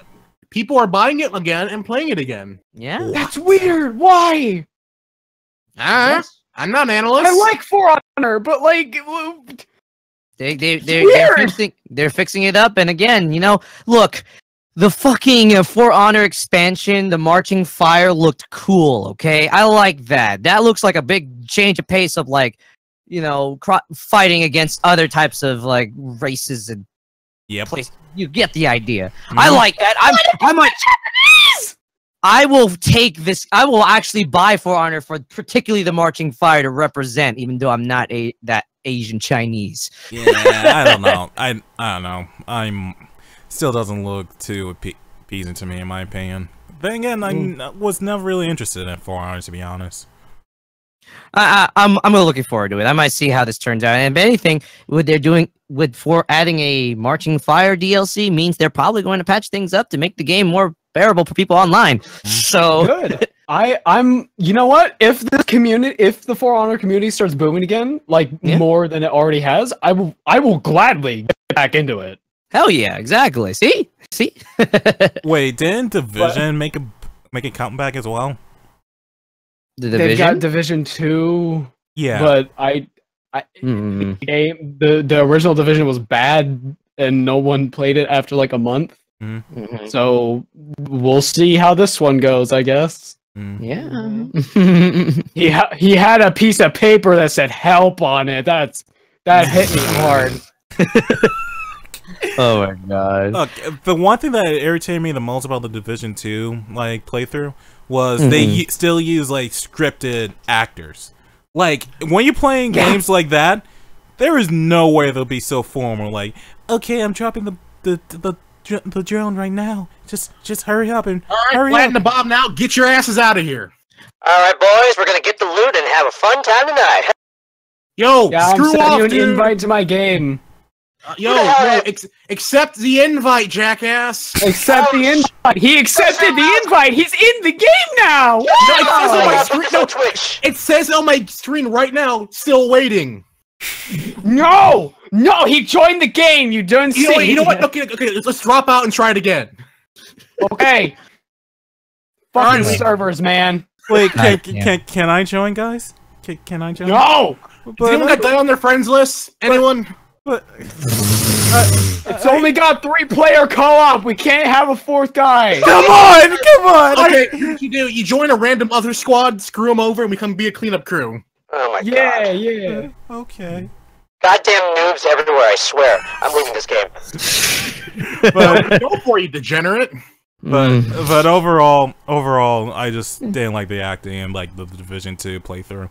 It's extremely scripted. Probably a little better than the other scripting sessions last time. Oh yeah. I guess you can say there's much division amongst everyone on this, right? Oh my fucking god. I still say the worst scripted thing I've ever fucking seen was when they first showed Anthem. That was it was bad. Yeah, I forgot about Anthem. Wait a fucking minute. That wasn't in game? That was actually them trying to be like, oh. Yeah. Oh dude. Oh, it was real bad. Oh man. All right. Nope. Though one thing that made me like enjoy it more is kind of part Nintendo of the Bethesda side, where one Starlink caught me by surprise. They put fucking Star Fox tie-in in the game. Yeah, that was how? Why? Well, spaceships. Well, I mean, that too, but they learn their lessons from Skylanders. Yeah. Remember, Activision went to Nintendo and said, "Hey, we can make Skylanders a Wii exclusive, and you can put Nintendo characters in and everything." They're like, "Nah, we're good," and that boomed. And so now they're like, "Okay, this could have potential to be another Skylanders-like game, so let's go all in on this." Put Star Fox in there. I Didn't mean, Skylanders die out though? Like, is it? It did, but remember, before then, it was a multi-billion-dollar IP, unlike Lawbreakers. Oh yeah. How could I forget that awesome moment during Skylanders in which Spyro took a picture of his asshole? I forgot about that moment. That was in the show. It wasn't the game. Oh wow! Yeah, that's a huge fucking difference. Difference. that's we don't talk about that anymore. Spyro's back. Okay, shut up. He's back and he's actually good this time, and He's I'm actually happy. good. He's back. He's okay. Tom Kenny is playing the role better than the Skylanders. Yeah, true. Doesn't exist anymore. Spyro be Game of the Year, please. We're done. But yeah, no. Personally, I don't know why. Because here's the thing: Star Fox, on the other hand, has not been getting a good reputation ever since their latest game. So honestly, I mean, yeah, this is gonna be a stupid ass Skylanders looking kind of game, sure. But I might think about the spaceship mechanics just for the sake of. If I were to get this, I would particularly just play as Fox alone, just to get that and nothing else. That's it. Because I like that concept, you know? Again, Star Fox is not doing so good to begin with, so this might end up being a better Star Fox game that's not Star Fox, sadly. Yeah. Awesome. Yeah. Consider the following. And apparently the Star Fox racing game is still coming, so... Consider the Why? Why? following. Why are they? It doesn't make any sense. Why would they put Star Fox in a racing game? For fuck's sakes! Because it's funny. It's more like a dogfight racing game. Like if it's that, yeah. But I was That's what thinking it like is. That's what the rumors are saying it is. if it was, I was thinking more like an F-Zero type of racing game. But if it's like a dogfighting type of game, then I guess that's fine. Spaceships. There you go. True. Yeah. All right. And you say F-Zero, well, remember, Fox McCloud is technically an F-Zero. Yes, furry Fox McCloud. I know. Also, before we end this off, I will admit though, what warmed my heart a bit, even though this is already announced and why did they even show it, was Grant Kirkhope orchestrating the Mario Rabbids like trailer. Oh yeah, yeah. That was nice. lighthearted. I like that, Grant Kirkhope. I like how he sneaked in the DK rap in that entire orchestra too. It was so Grant. You still got me, man. Really quick, was it? Yeah, I believe it was Ubisoft where they didn't turn the mics off when they went off stage. I think so. Did you notice that? It was Probably vaguely. really wasn't odd. It was very small amounts, but nothing that crazy, I guess. No, it was nothing crazy like somebody screamed at somebody else like off camera. No, no. Hey, everyone in chat say. I'm not gonna finish that meme. Do not. No. Oh boy. All right, let's Time for Banjo Man. Here we go. It's Yep, Sony time. it's Time Sony for Banjo Man. All right, let's talk Yeah. about Sony. I thought it was okay. I liked it. Yeah. Mm. Wasn't they? Why did you have so many stages and move the crowd? They wanted they wanted to have the atmospheric experience. They tried to be clever and it failed. Mhm. I mean, yeah. Oh, sweet. So this entire setup they had was for The Last of Us 2. Cool. Great. Wait, don't you mean Last of Lesbians? Oh. Well, to be fair, Lesbian. well, to be fair, It was established before, I guess. yeah, it was established way before, so can't really give them Yeah. credit. Yeah, but no, I appreciate that they were trying to be creative with this and be something different. You know, they Yeah, did they admit failed. themselves they failed, but like they did say themselves they're not announcing anything major and big lately. To just say that we have a few games to announce, that's it. So hey, with the few games they have, they might as well try something different, you know. And then, well, hey, The Last of Us 2. I mean, people who are big fans of it, cool, congrats, you getting. Look at that very aggressive gameplay. That's obviously not gameplay, but hey, it looks nice. So yeah. And then I mean, Resident Evil 2.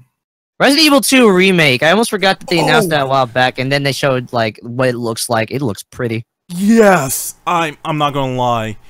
Looks very pretty. It looks fucking epic. Like Yeah. what I don't understand is okay for Resident Evil 7, it was like a first-person perspective. Now for Resident Evil 2, they're going with the RE4 over-the-shoulder perspective. It's like Capcom can't really decide which perspective they want for their series.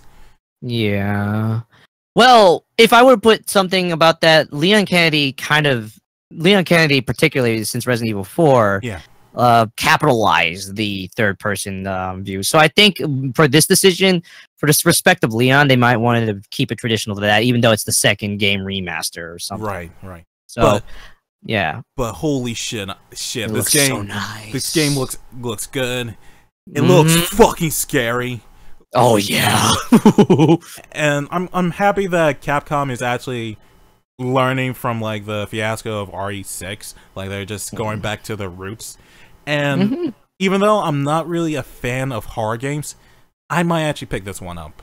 Yeah, same. I might want to pick this one up too. It's a nice touch of what again, it's an old Resident Evil 2 game remastered. It's like, wait, holy crap, this is how far, because it's been a long time since Resident Evil 1's been remastered, since the GameCube days. So having it remastered, Resident Evil 2 remastered to the PS4, all right, you got my attention. Yeah. Now for the games they announced that are new. Goes Tsushima. Tsushima, yeah. Okay. I don't give a shit about Sekiro and Shadows Die Twice. Neo 2 looks interesting, but this looks awesome. Yeah. It looks beautiful. Oh my god. I'm getting a sense of, yes, some people could say Dark Souls-ish. I'm getting a sense of Metal Gear out of this one somehow. I'm more saying talking Batman Arkham Knight or something. That too, yeah. You're talking I like love Yakuza Ishin too.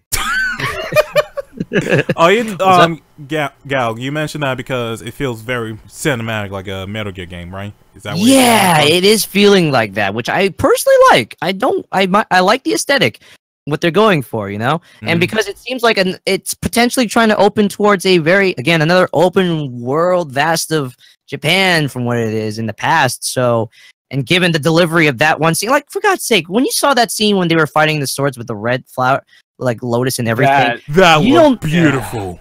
Beautiful, and does it not remind you of Metal Gear Solid 3 in the last boss? Yeah. Right? I thought it was a little wink and a nod, but maybe it wasn't. It felt like that. So I feel like this direction is like it's like Kojima, but not Kojima somehow. So I'm interested. I want to see how this turns out. Personally, hope it does well. To add to that, it was also because it was like two friends fighting each other because of their not ideals, but like impatience. Yeah, exactly. So it feels similar in that regard. But yeah. It's weird. 3 samurai games were announced during E3.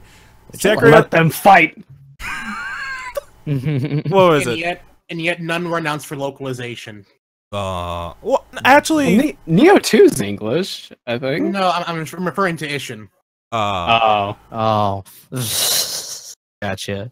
Yeah, but I think for the Ghost game, they did say that it will have Japanese dub, English subtitles, or complete English dialogue, which they're trying to appeal to the fucking weebs. Yeah, I mean, it works. Exactly. It works, man. Like, it works pretty well. Yeah.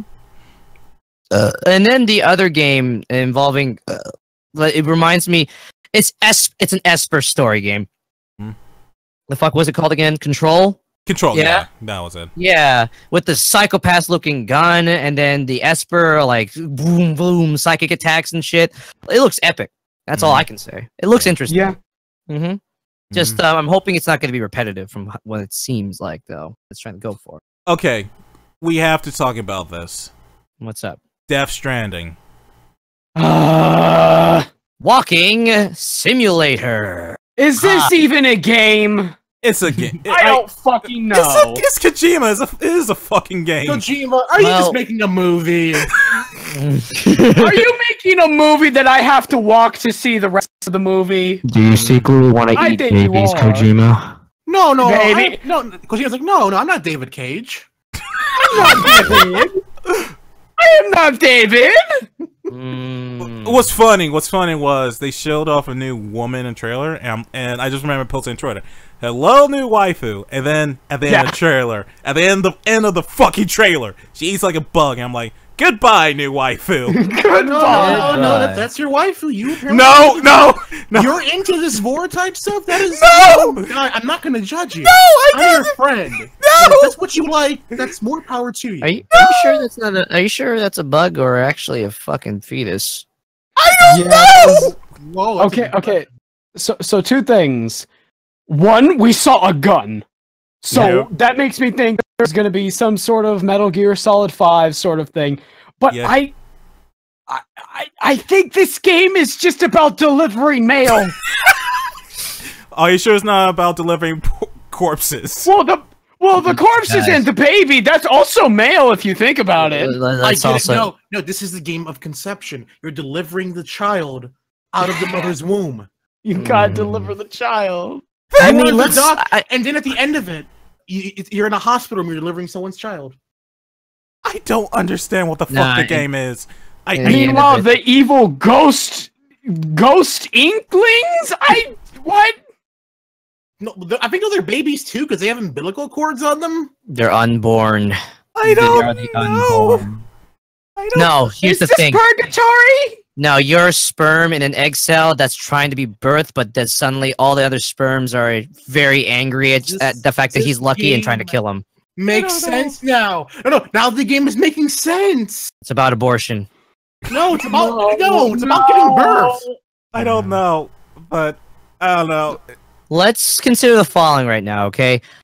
What I'm looking at with this game is that they're trying to go towards a... I'm gonna put this is basically Kojima's still trying to work on making a horror game. Is what's going on here. You know, we're not trying to look at something action packed. I think basically that horror aspect they're trying to go ever since PT, though it didn't happen. What he's now doing now is still in his mind, setting this up. So possibility whether this game ends up being more creepy than he intends it to be. I think right after this we'll end up getting some pretty action packed stuff from Kojima later. I still have hopes for it. Don't get me wrong. But this is probably his most creepiest and weirdest way of storytelling. He's probably trying to deliver that no one has ever seen before. True. So it's an experiment nonetheless. So we'll see. Yeah. Like, I think someone posted on like my Discord or Twitter, and it was someone said, "This is just an experiment Kojima's running to see how far he can go." Yep.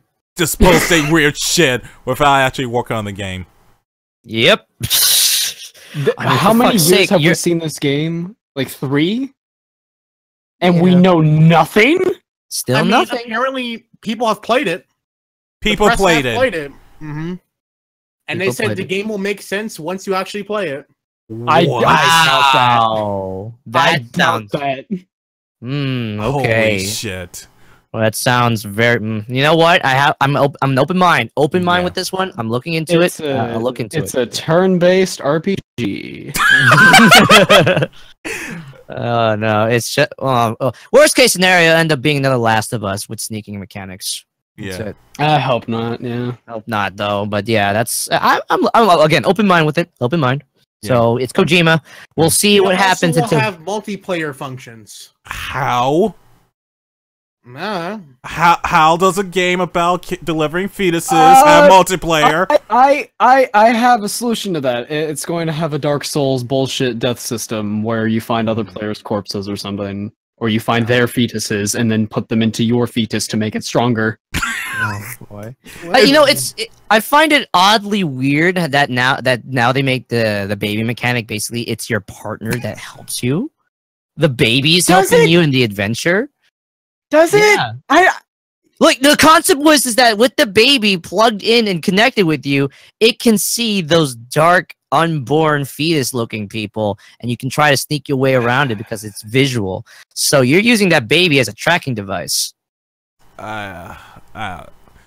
Okay, so let's switch topics to like Spider-Man. Oh yeah, Spider-Man. That's great. Looks good. Looking pretty nice. I like it. Getting his ass whipped by all the enemies, sure. But who was the You know, for a split second, when they were showing it off, but you're about to announce the new Arkham game. Yeah. At the very start, like, oh, Batman. Oh, wait, no, Spider-Man. Oh, yeah. But to be fair, this game seems very Arkham-ish from what I'm seeing. Even though it's people who've played it, so it feels very different. It is different, but yeah. I can never. Let's get our guesses, guys. Who did Spider-Man look at the end of the trailer? Doctor Doom. Doctor Doom. It's Doctor Doom. It's Doctor Doom. Look, Doctor Doom is not an enemy to the Fantastic Four. He's an enemy to everyone in Marvel. Remember this. The lightning and everything. I think it's Doctor Doom. I'm thinking another Spider-Man. All right. Yeah. Maybe Venom or like a different. Like a different universe Spider-Gwen. Well, I mean, yeah, you could be right, like because wow, why do I am derping on his name? The other Spider-Man is there, technically speaking. He's just not Spider-Man yet, and there's a potential they might put Spider-Gwen. You know, like they could do the multiverse Spider-Man thing. But side note with Spider-Man, I can't get over the fact that that's Yosuke and Mitsuru talking on Johnny Young Bosch. Yeah, right. Fucking Sasuke is Spider-Man. Imagine Yosuke swinging around carrying Mitsuru like that. Like, oh my god, this dialogue just feels like what they would both say in Persona at this point. I can't unhear it. It's so weird hearing like typical anime to mildly voice actors be in a AAA game like Spider-Man like this. You know, it's just, man, they hit the big time and I didn't even notice. I mean, Johnny Young Bosch and Yuri Lowenthal have been generic voice actors for a while, though.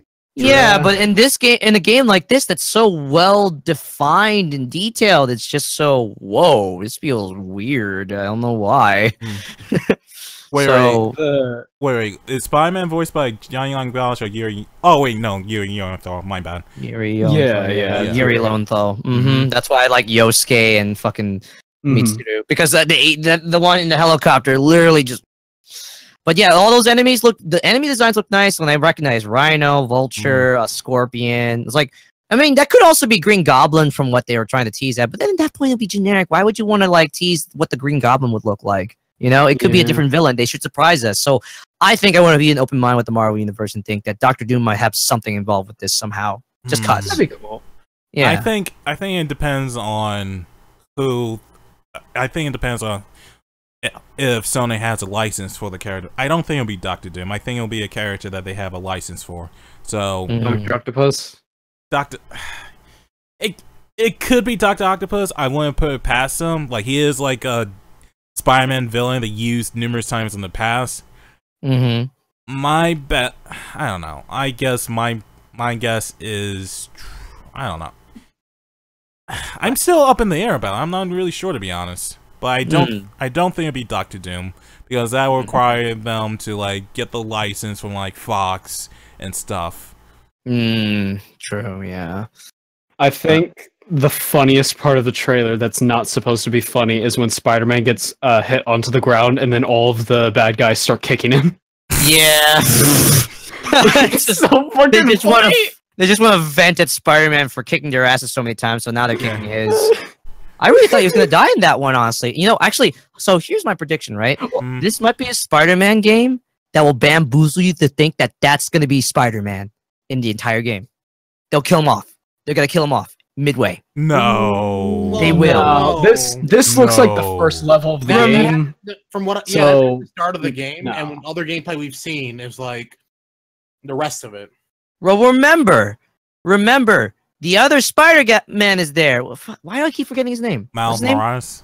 Miles Morales is there. He's not Spider-Man yet, but there's a chance they might bamboozle you and make him the next Spider-Man midway. Gameplay will still be the same, but he will take the mantle. You never know. Gal, that sounds way too much like MGS2 right there, dude. Well, again, this is a Spider-Man game that no one expected from Insomniac Games, so I'm thinking just that because you don't expect it doesn't mean that they're gonna fucking bamboozle you. I think there's an open mind to this. Well, I mean, it does sound brilliant, but he's on the cover. I don't think they'll like. He's on the cover, and we've seen gameplay of him swinging around and shit. I don't know. I'm just thinking that, like, again, given the fact that this is the year that Miles Morales is going to be the more well-known Spider-Man later down the line, they could do that. Oh wait, can we like jump shift a little bit to talk about like the Spider-Man movie, the Spider-Verse? Hell yeah, movie? that one looks so good. Yeah. Like, oh my god. Yeah, like like I've seen people on Twitter complain about the smears. Fuck them. Yeah. Fuck them. Yeah, like they're saying, oh, why are they adding smears? It looks stupid, and like no, like smears been used in animations for like years and years. Hell, I remember yesterday my friend Tabby showed me a video for Skullgirls, and they use smears all the time. In fact, fucking Valentine breaks her fucking arm during one of the moves. Like using smears in like animations. It enhances the impact of the action. So those people are full of shit, but I'm actually looking forward to it. Yeah, the Spider-Man fan service is crazy because they already announced that they have Spider-Man, Miles Morales Spider-Man, and Spider-Gwen's gonna be in there. Holy fucking shit! Like I feel again, this is something that Spider-Man has been doing lately. They're doing a lot of the multiverse, like a trend where they see all the other Spider-Man at some point. So they probably might do it in this one, maybe depending. But I'll be interested regardless because it looks great. Oh my god, the stylistic is in the 3D is. It's kind of reminding me of like what if like an American animation company were to follow through with Guilty Gear Zord style or Arc System style, you know? Right. Yeah. That's how I look at it, which I like a lot, honestly. Yeah. Comic book style, it works. But really quick, I have found an article from GameSpot talking about Jump Force. Yeah. The Death Note characters are not playable. He's gonna be the villain. He's gonna be the fucking villain. They are there for the story. He's the fucking villain. DLC. He's gonna be the villain. He's gonna be the villain. 100%. Oh, that'd be beautiful. Yeah. The bamboozlement. Oh no, Goku got a heart attack. Uh-oh. Oh yeah, he contracted heart disease again. Except this time it's simple. It's instant. Instant heart disease. Yep. Instant heart disease. Yep. But yeah, no. With this, with the new Spider-Man game, I'm liking the look of it, but I want to think with Insomniac, because they're touching on this one and given the reputation of Spider-Man games, that this might be a special kind. They might. Again, we've known what happens with Spider-Man, why Miles Morales existed, right? We all know this, right? Because Spider-Man died in that universe. Yep. So, it could be bamboozlement, sure, but I'm going to have a little bit of prediction that they will bamboozle us in this version of Spider-Man. I'm thinking they will. Honestly. Maybe. If not, okay. I still think it's a good Spider-Man game, but I feel like they can be clever with the story if they wanted to, you know? They could. And I would be so happy if they did, personally. Yep. Yep. Alright, so let's wrap up the E3 coverage by talking about which, honestly, I think Gammalad will be the most excited about. Oh, my throat kind of died. Are we talking about PC? No. Oh, actually, no. I'll give Gamma this. Yakuza ported on PC. Holy shit! I did not expect that. Sega won E3. Sega won E3. You cannot convince me otherwise. That was surprising. Well, that the fact that Yakuza was now being Yakuza 0 and Kiwami later are going to be in the PC in Steam later. And we got Valkyria Chronicles 4 coming to PC. There's that too. And I got my Hokuto localization. Sega won. I don't care. Everyone else can go home. Especially as an English dub for the Fist of the North Star game, which would really shock me. Oh yeah, wait. Who did they get for the English stuff for that game? I have no idea. Probably 5 random Atlas employees. That's what it sounds like. I hope they have Mark Hamill.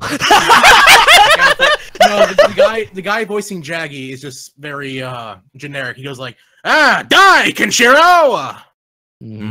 I still would like to see if they get Mark Hamill for it. Oh, Mark Hamill. I want Mark Hamill.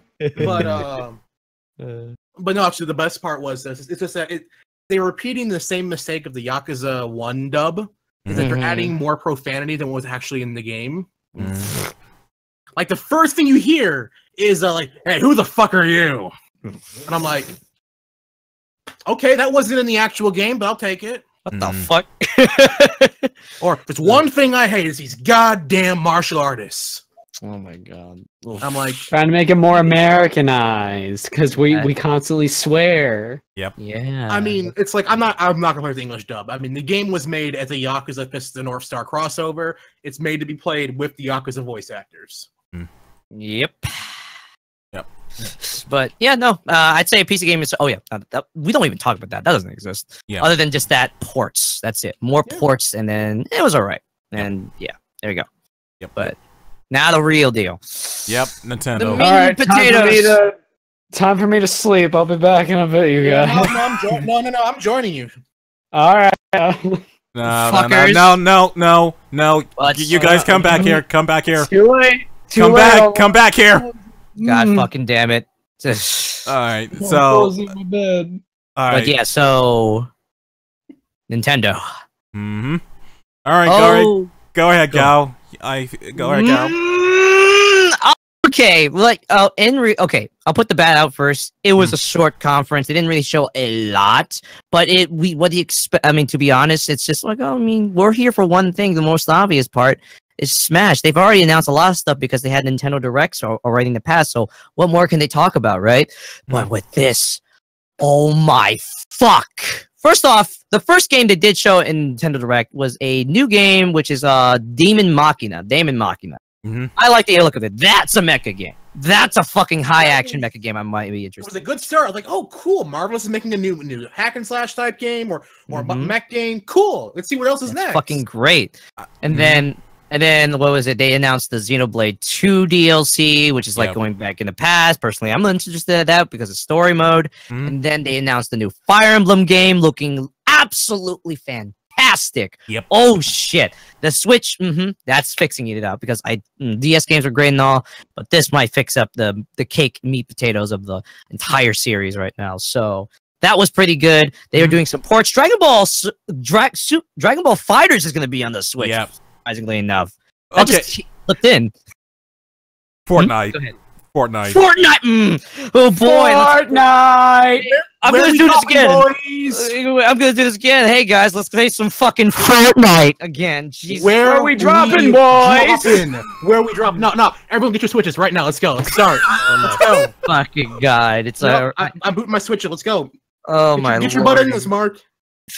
But it caught me by surprise with that. Well, okay, maybe it's like, okay, sweet. Handheld, Fortnite, it's free. You can play it there. Awesome. Now I can take it on the go with me instead of trying to wait for the Android version. Here's the thing. Here's the thing about that Fortnite version. There's voice chat in that Fortnite, and I find it funny because usually Nintendo try to stray away from like voice chat in their games because people are toxic online. Yep, especially if it's Fortnite. Yep. So I'm okay with that. That's pretty good. What else before we go to the meat and potatoes? What do you mean, meat and potatoes? The Super Mario Party. That was the big announcement. Oh yeah, Super Mario Party. That was great. That one was good to see. That trailer was fucking fake. That trailer was fucking fake, and you guys know it. There is no way those people will be happy at the end of the trailer. They will be fucking stressed. We're having so much fun. It's time to ruin friendships. No. Time to ruin friendships. No. At the end of that fucking trailer, they were fucking murdering each other.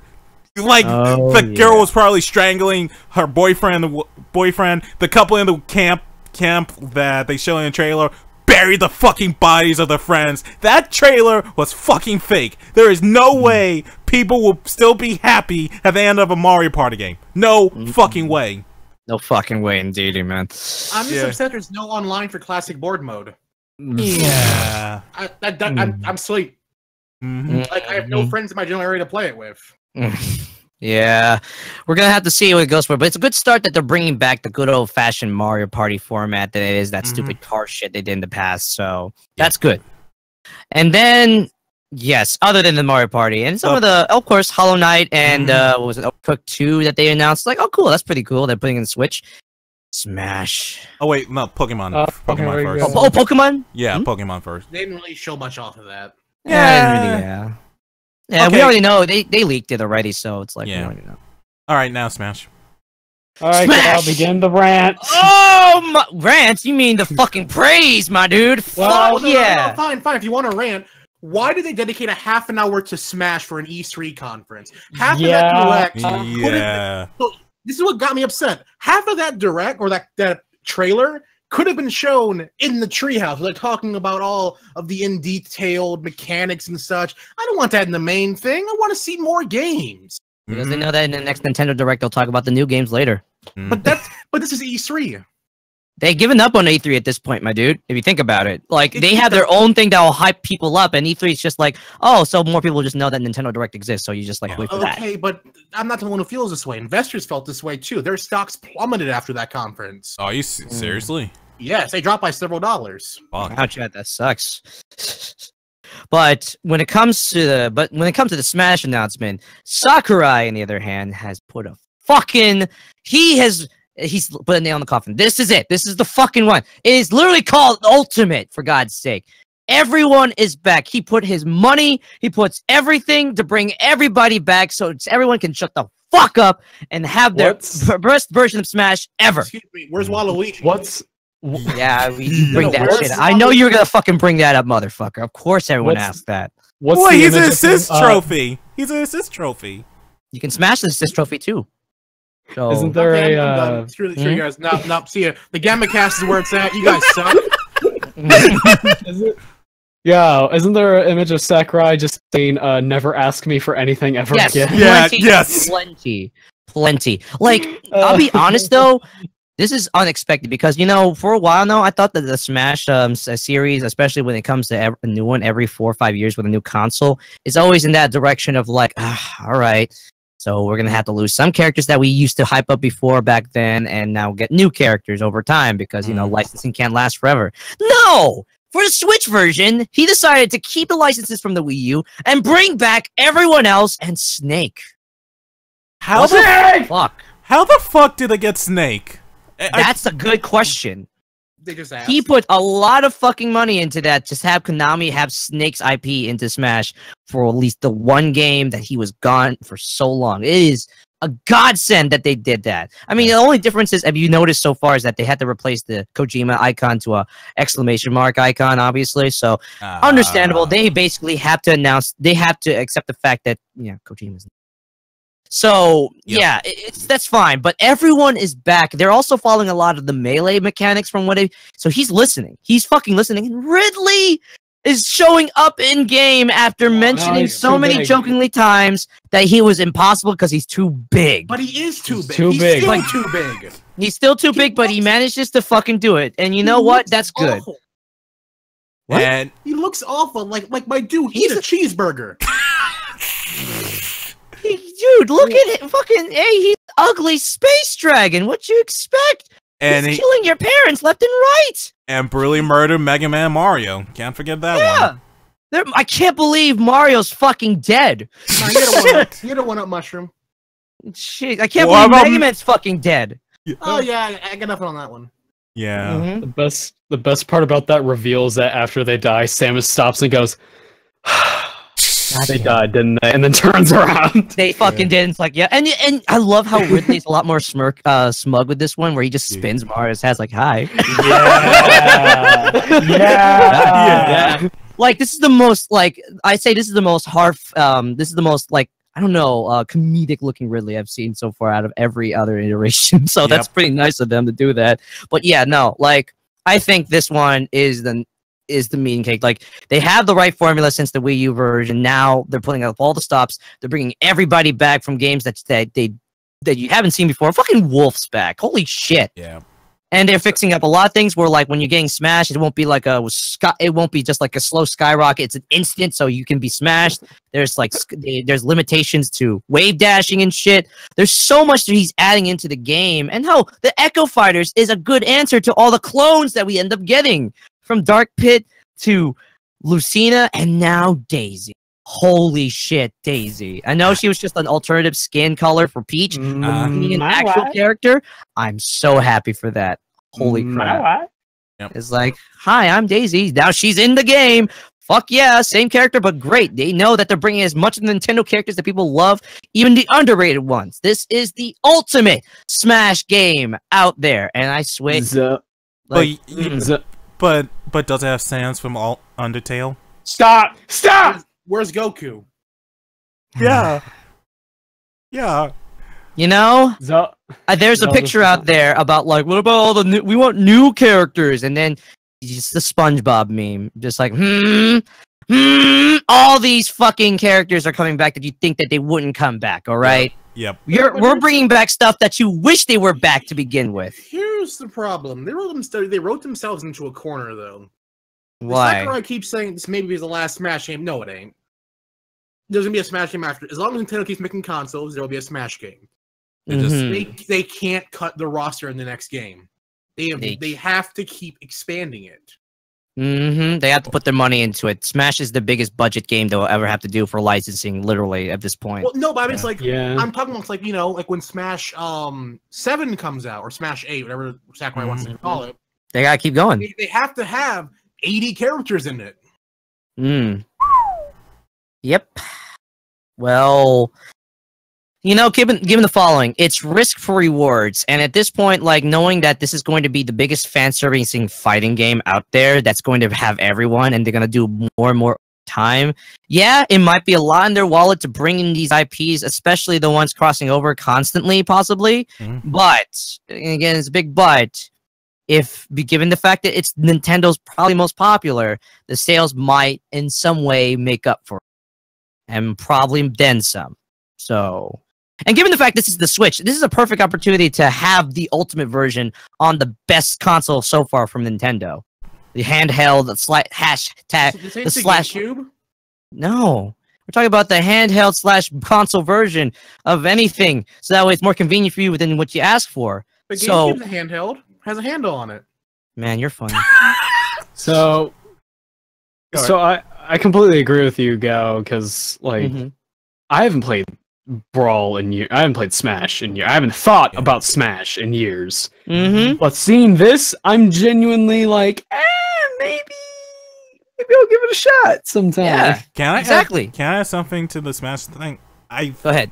I think what they also try and do for the Smash Ultimate is they try and appeal to more of the Evo crowd. The reason I say that is because they mentioned that whenever you go 1 versus 1, the camera switches to like focus on those two fighters.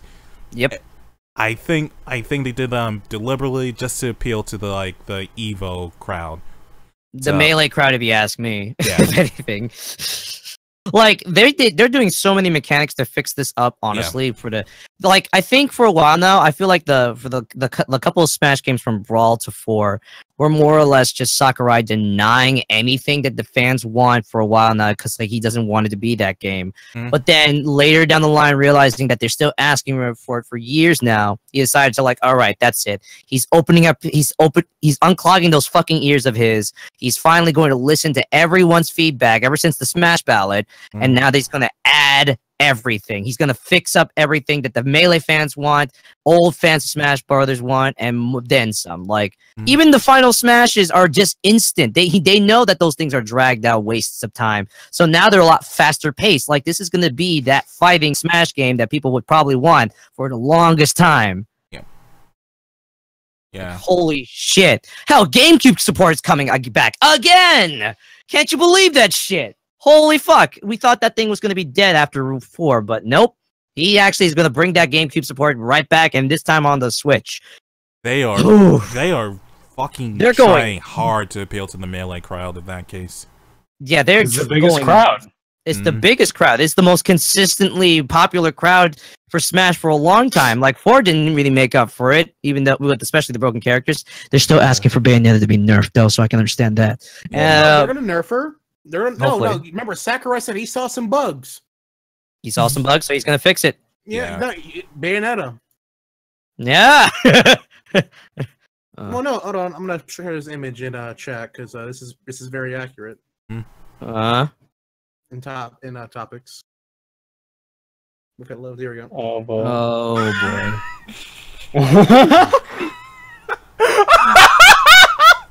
All right, I gotta post this. Like. Oh god. I gotta post that in chat. I gotta post that. That's fucking hilarious. Holy shit. Front of him. Jesus fucking That's what Zero Christ. did.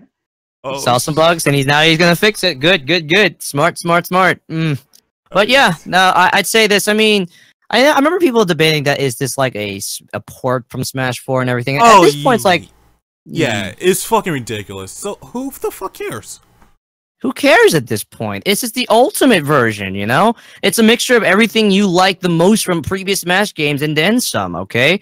Like, at this point, you know, yeah, the Wii U version is it was a start of somewhere. People liked the delivery. They loved what they gave new at the time. And now with this one, it's like, well, we already have so much new here. What more do we want to add? How about bring back people that people wanted to see, but they never thought would come back? And there you go. This is it. This is the one. They're revamping most of the characters already as is. They're revamping the anime. Like, you already saw Mario. He actually plays a lot. He looks a little different than he usually is in 4.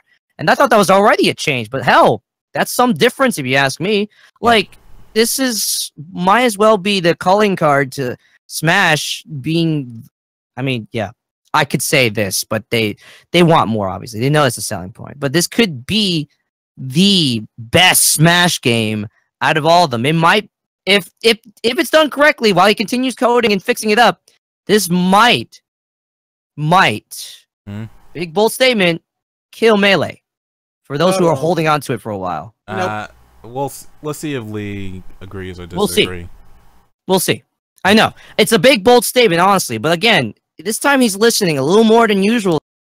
And the fact that everyone's there is like, well, what else can you do at this point? Melee with the Melee characters in there too, maybe he might try to include the mechanics that Melee had in there, probably slightly fixed up. You know, because let's all remember this: Melee is a bugged piece of shit. Yeah. All right. There's a lot of things that you can exploit for that game. It's fun. It's great, but it's bugged to shit. The hitboxes are ridiculous. Let's remember this. People liked it because of that. Good. So for that, it's like, well, now that all of them's here, what else he's gonna add for Melee to really translate that well for them? Who knows? So yeah, that's how I look at it with it. All right. So I hope you're right. So let's transition. So now that we covered the press conferences, let's talk about the best and worst conferences from E3, and then 5 games that we liked from the show floor. All right. 5. Oh. Yep. Okay. All right. Let's start off with Gamma. All right, Gamma. Worst one? Hmm. That's a good question. I want to say Nintendo to make everyone angry, but I was disappointed by Nintendo's. Honestly, I was. I like Smash, but I don't like it that much. So I guess the safe bet. I was pretty disappointed of Ubisoft's. You didn't like Ubisoft, is what you're saying, right? No. Yeah, understandable. And who best conference? Oh, it was definitely Sega. Of course, Gamma. Of course. Sega won. Bias. The PC conference was just Sega's conference. At least the start of it. Of course, Gamma. The PC, basically the PC port of things, of anything. The PC is the Dreamcast too. All right. Don't disappoint me. I got my games that I want. All right. Speaking of which, what are the 5 games you're looking forward to? Even though I already know 2 or 3 of them. Let's see. That are announced or that was there. Either or, like the games that left a strong impression on you for the press conference. Well, the games I cared about weren't really shown at any of the conferences. They're mostly by smaller studios. I would see Little Dragon Cafe is definitely one of them. That was shown by Axis. Valkyria Chronicles 4 is another one. That was Sega. Shoot, there was one that Xseed had that I'm really looking forward to. I can't remember which one it was. Was it the Mech game? No, actually, no. Damon Machina. That's another one. Oh yeah. That's done by Marvelous.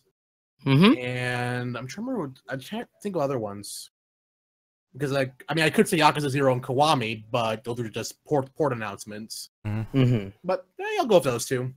So those are my top 5: Little Dragon Cafe, Damon Machina, Valkyria Chronicles 4, and Yakuza 0 and Kiwami for PC. Oh, really go. All right, Dogman. Doc? I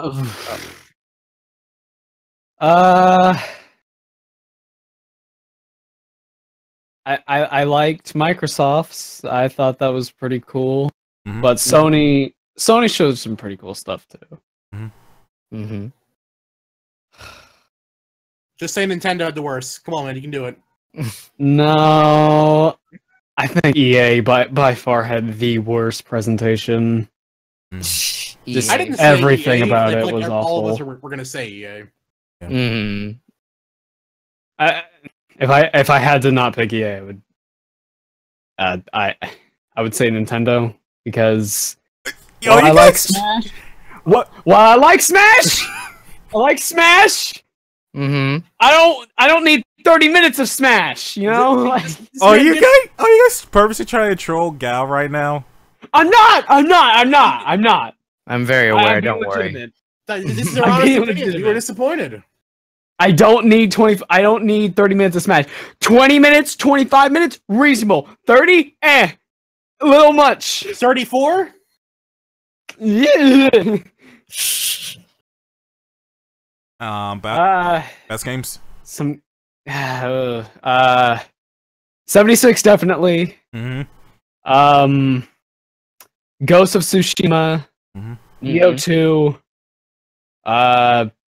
Elder Scrolls 6, even though there's no fucking gameplay for it, so it's not that exciting. I'm just glad that it's real. Yeah.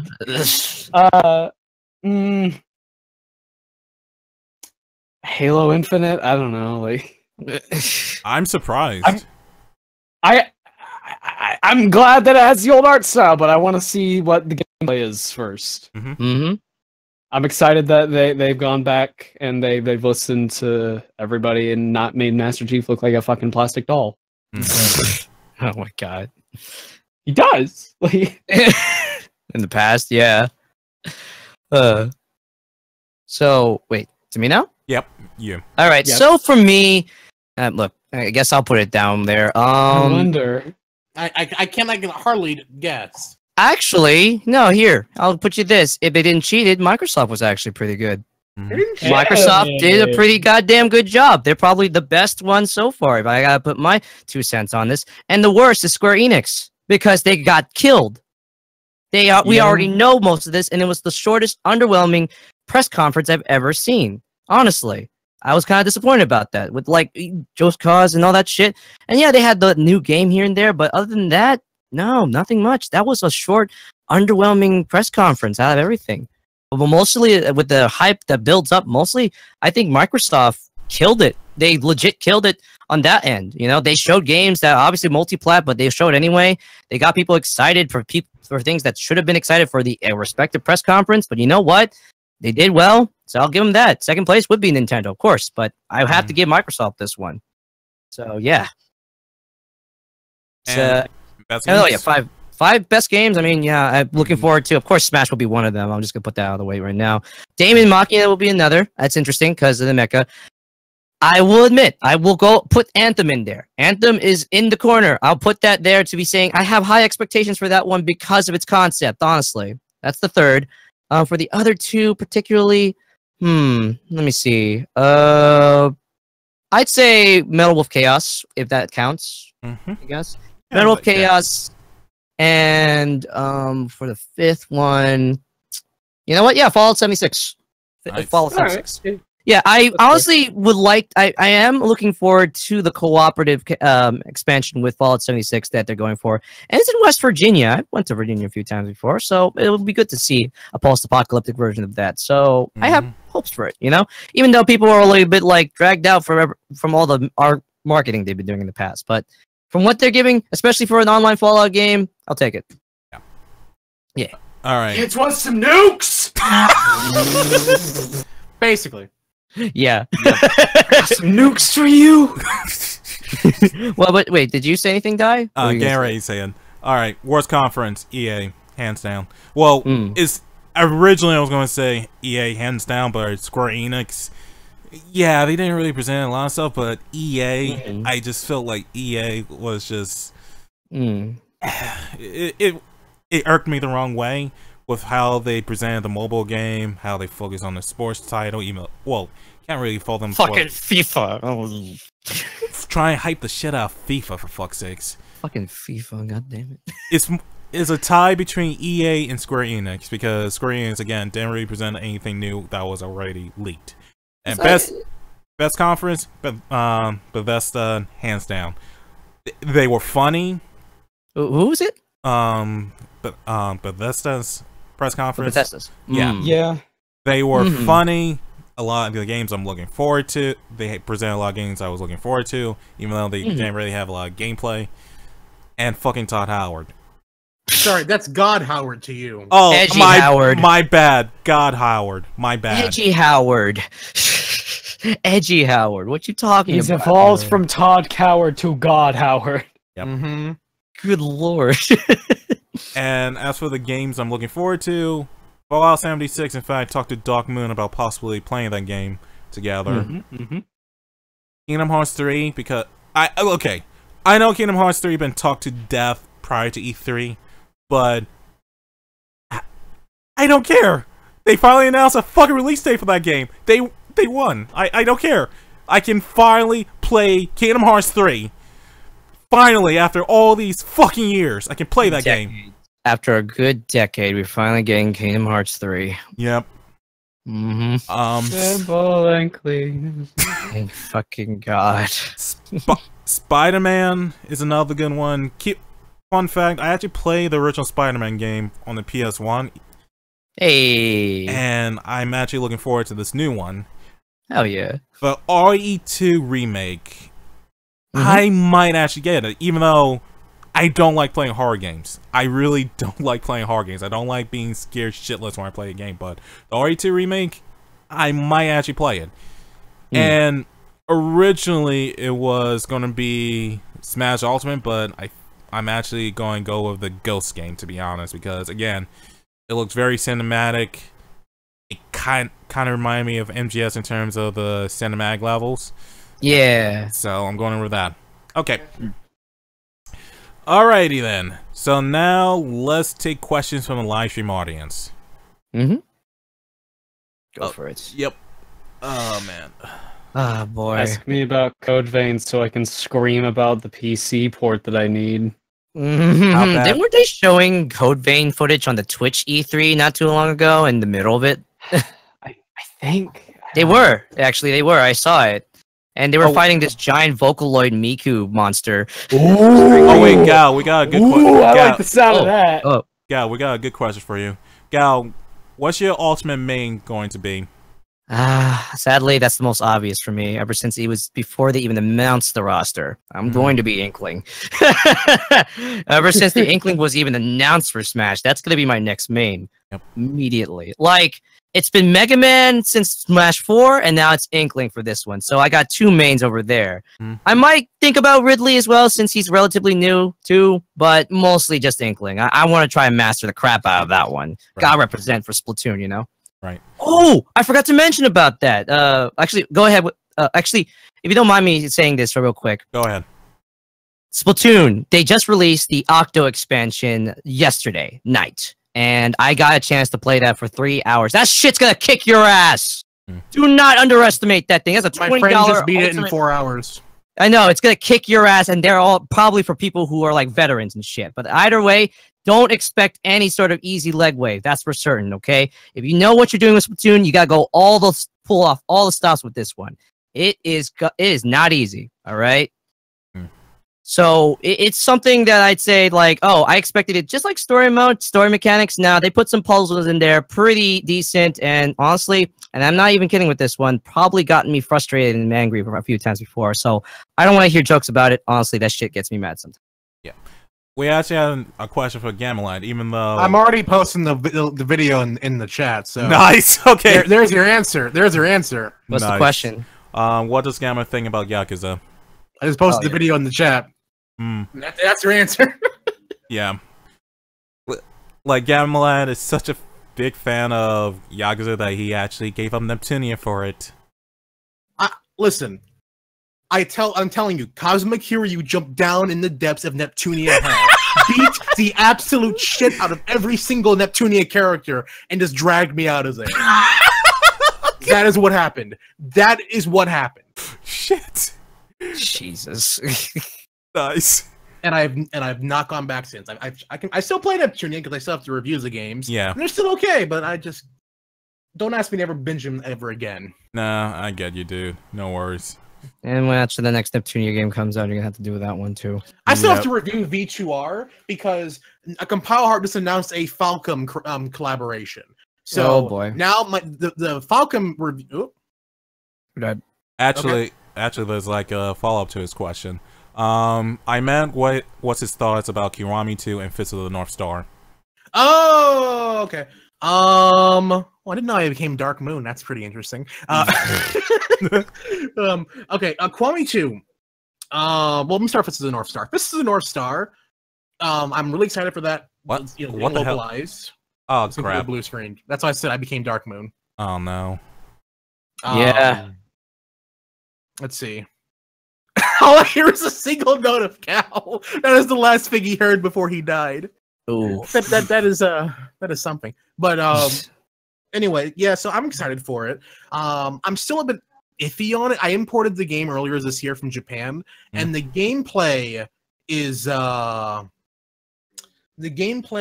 really good. But I still have a lot of qualms with it because it's much more QTE heavy compared to other Yakuza games. Like a lot of the bosses can only be killed if you succeed in the QTE. If you fail the QTE, you die because it's just the North Star, and these moves they can kill you in one shot.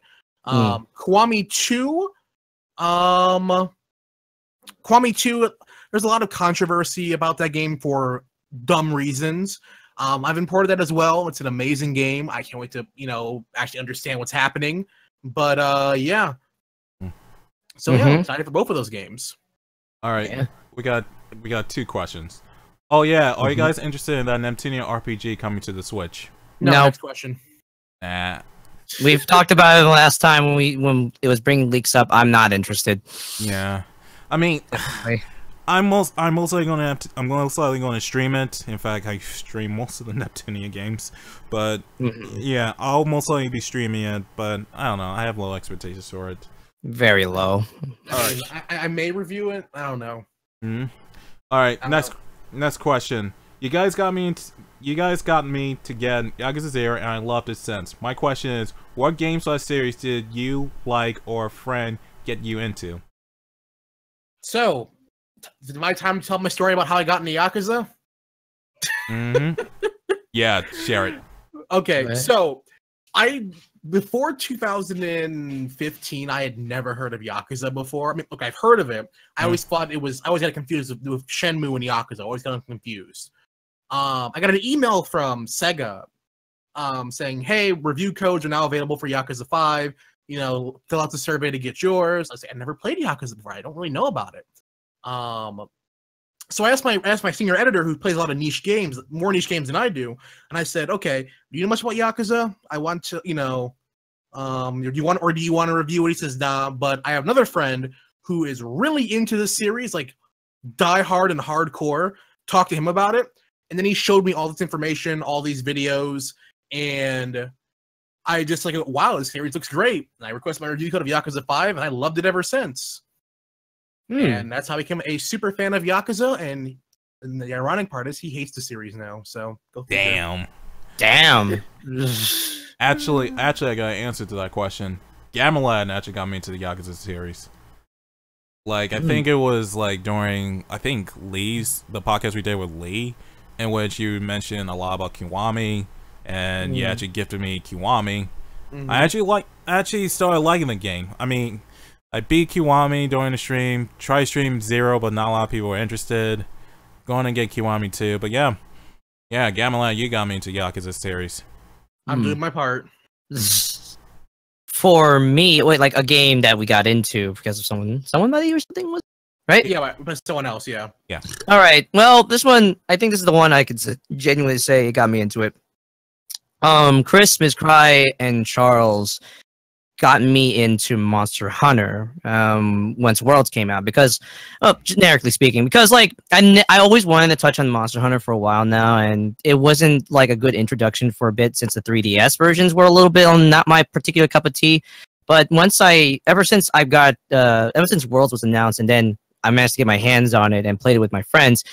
Oh man, well, I don't play it. I still play it a lot, and I dedicate to it when I want to get new armor and everything. But Monster Hunter Worlds has just been my most addicting, probably the only game I've been playing consistently a lot more than usual, next to Splatoon, than I ever been. So I basically, thanks to the Charles and Chris and some other friends who are into Monster Hunter, I managed to become a big fan of it so far, and I can't wait for the new Monster Hunter GU to come out sometime in August, I believe. Yeah. Yep. Welcome back, Doc. Yeah, man. The order has been restored of characters. You see now. It's okay, Dark. You're forgiven. Just a single note of your voice. It was so fucking scary. So you were actually going to hell.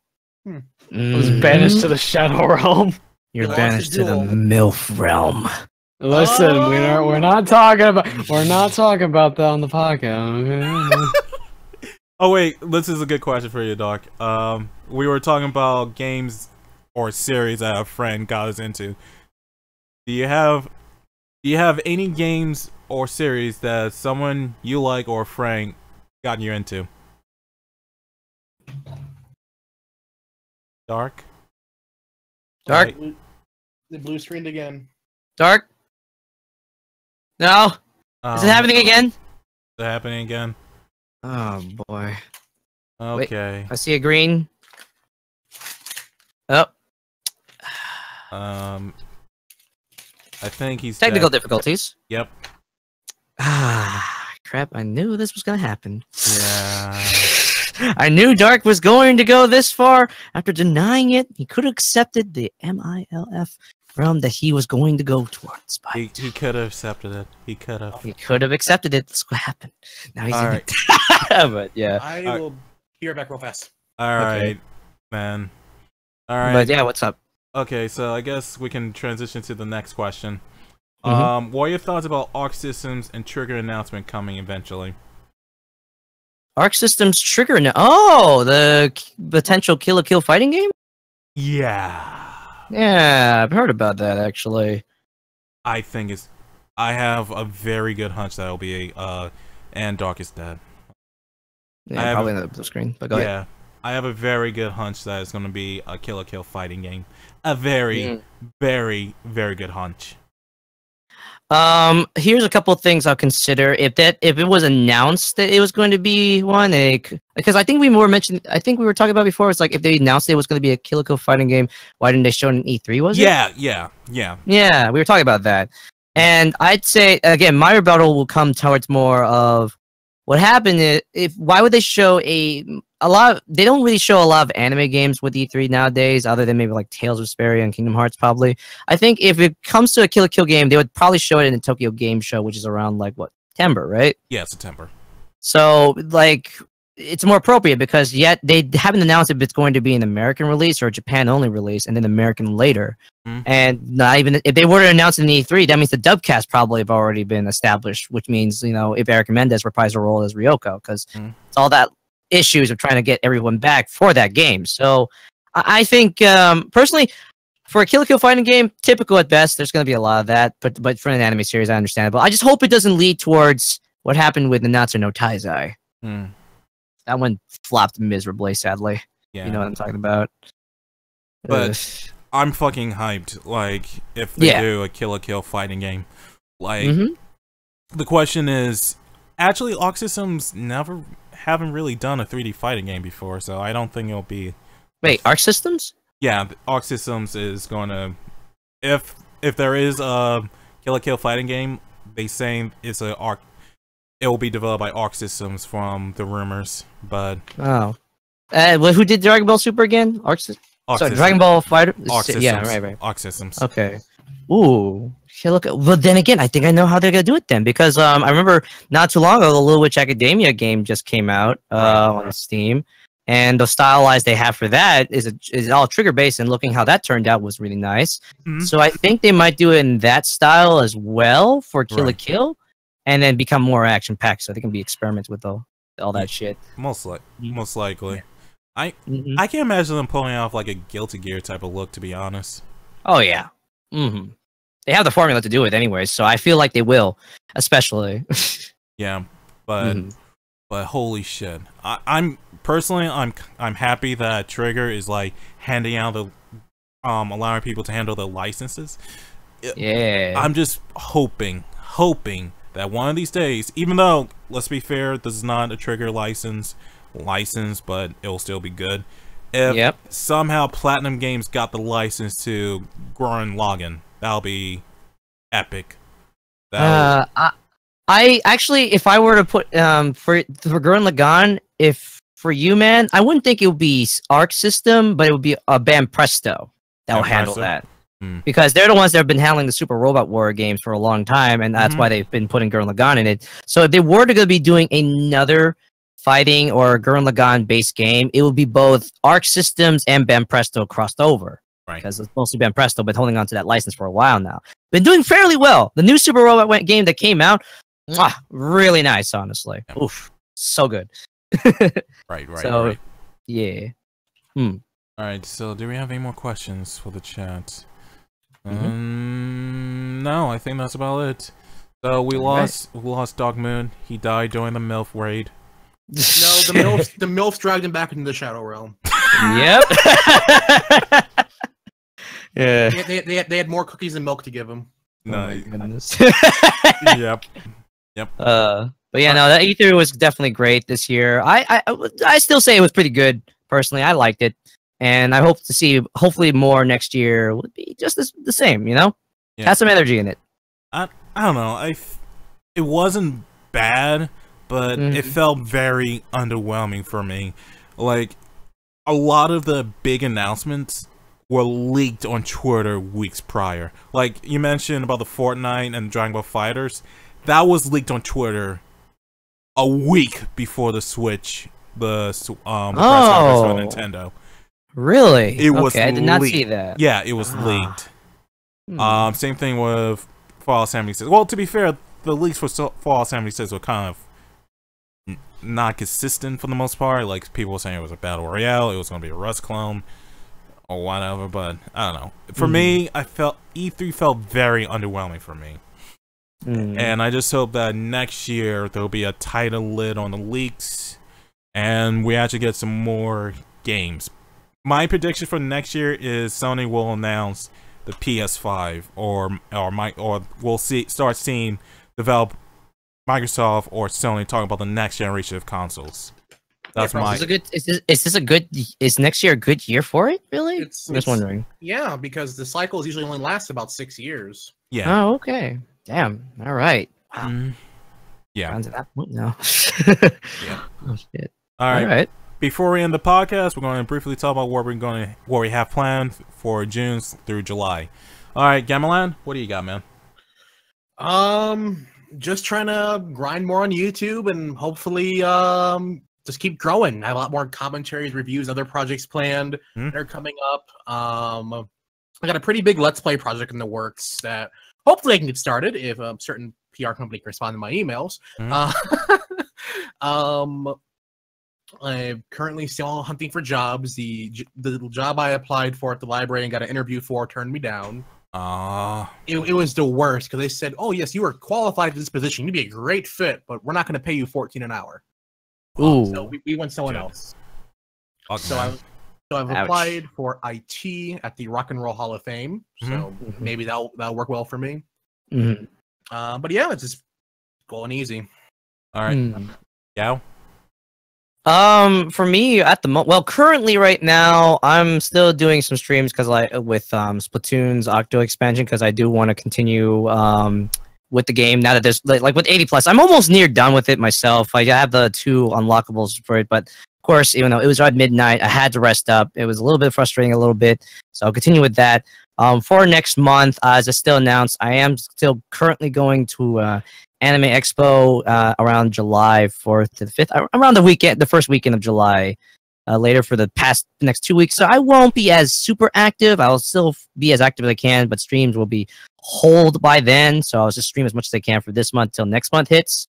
And then we'll just kind of see from there. I'm still currently working on Funny Clips, the original series. Feedback has been great so far, so we're still working on some more. In fact, somebody in this chat, I'm looking at you, Score, has a video that's almost done, so we're hoping to get that out this week, and then some later down the line. So, yeah, that's the plan. And honestly, again, oh yeah, bonus points, I graduated. Oh, congrats, man. Hey! Congrats. I'm gonna put this in a weird-ass story. I did not know I graduated at all. I thought I was just gonna go through another semester like a typical cycle, but for some reason I graduated. I just got my degree from the mail. Like, oh shit, really?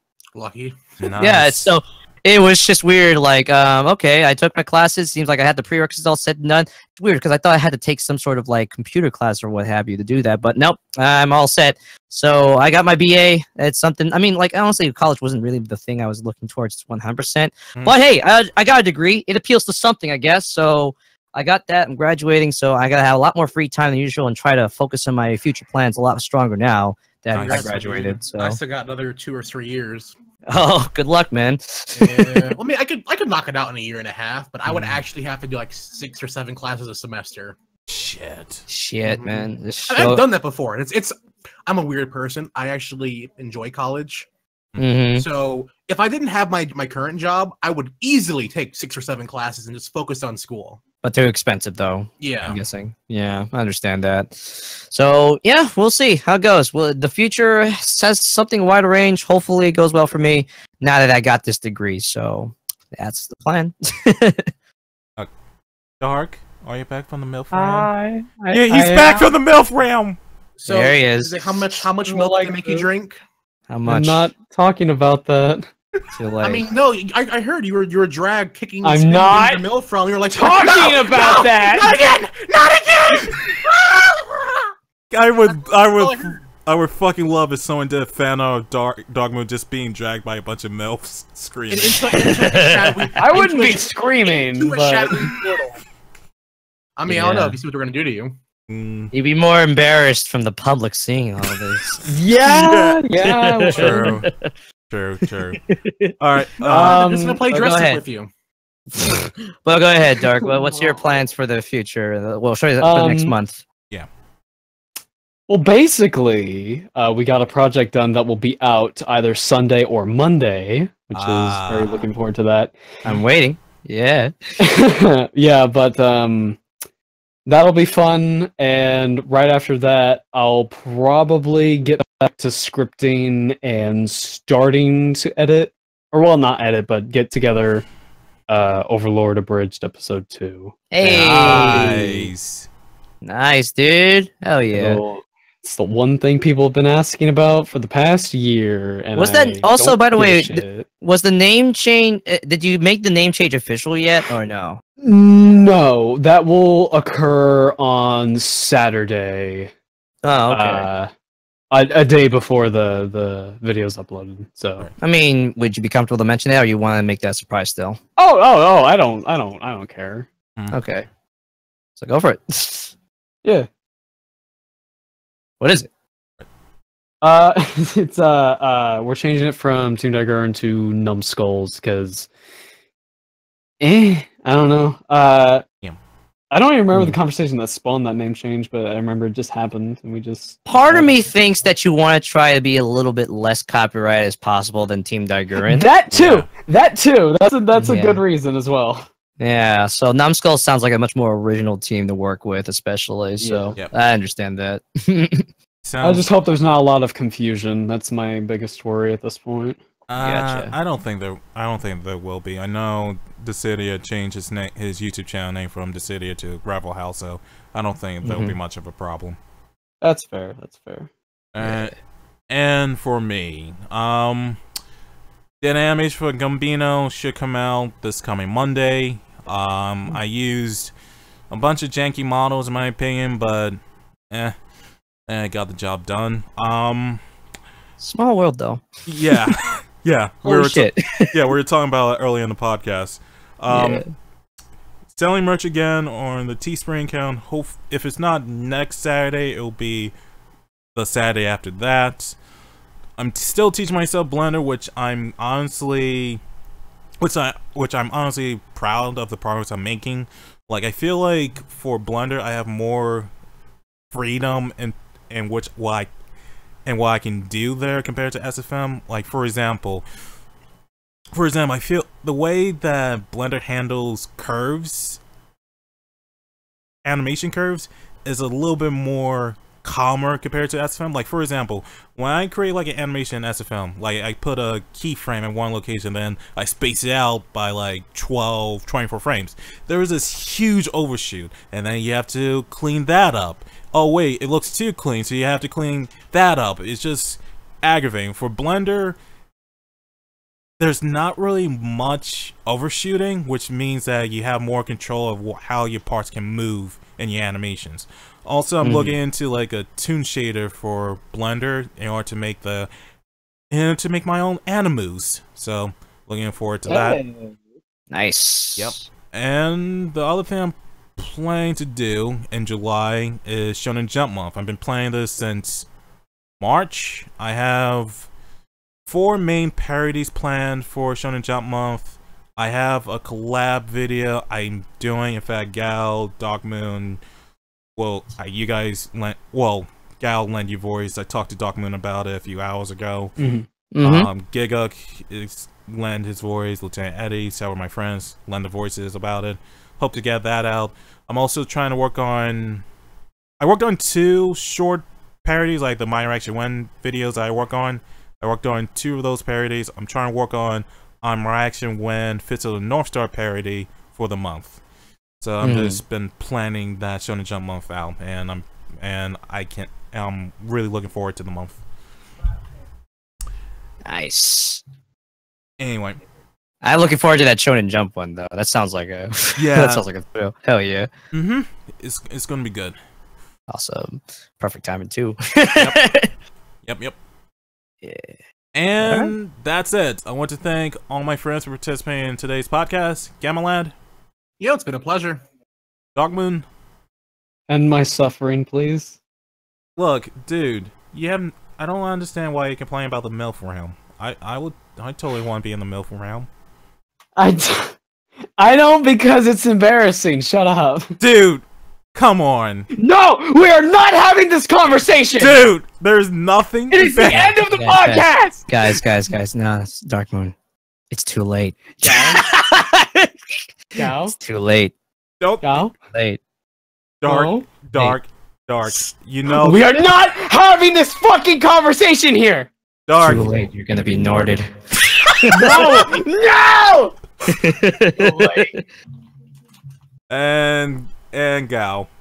Hey, it's always a pleasure. Glad to actually, talk about my feelings with E3, even though I screamed it out so much. I'm glad my throat's still alive. Holy shit. That was probably my most intensive, but hey, I still got kicking, and I'm still glad I'm doing this. Hell yeah. Nice.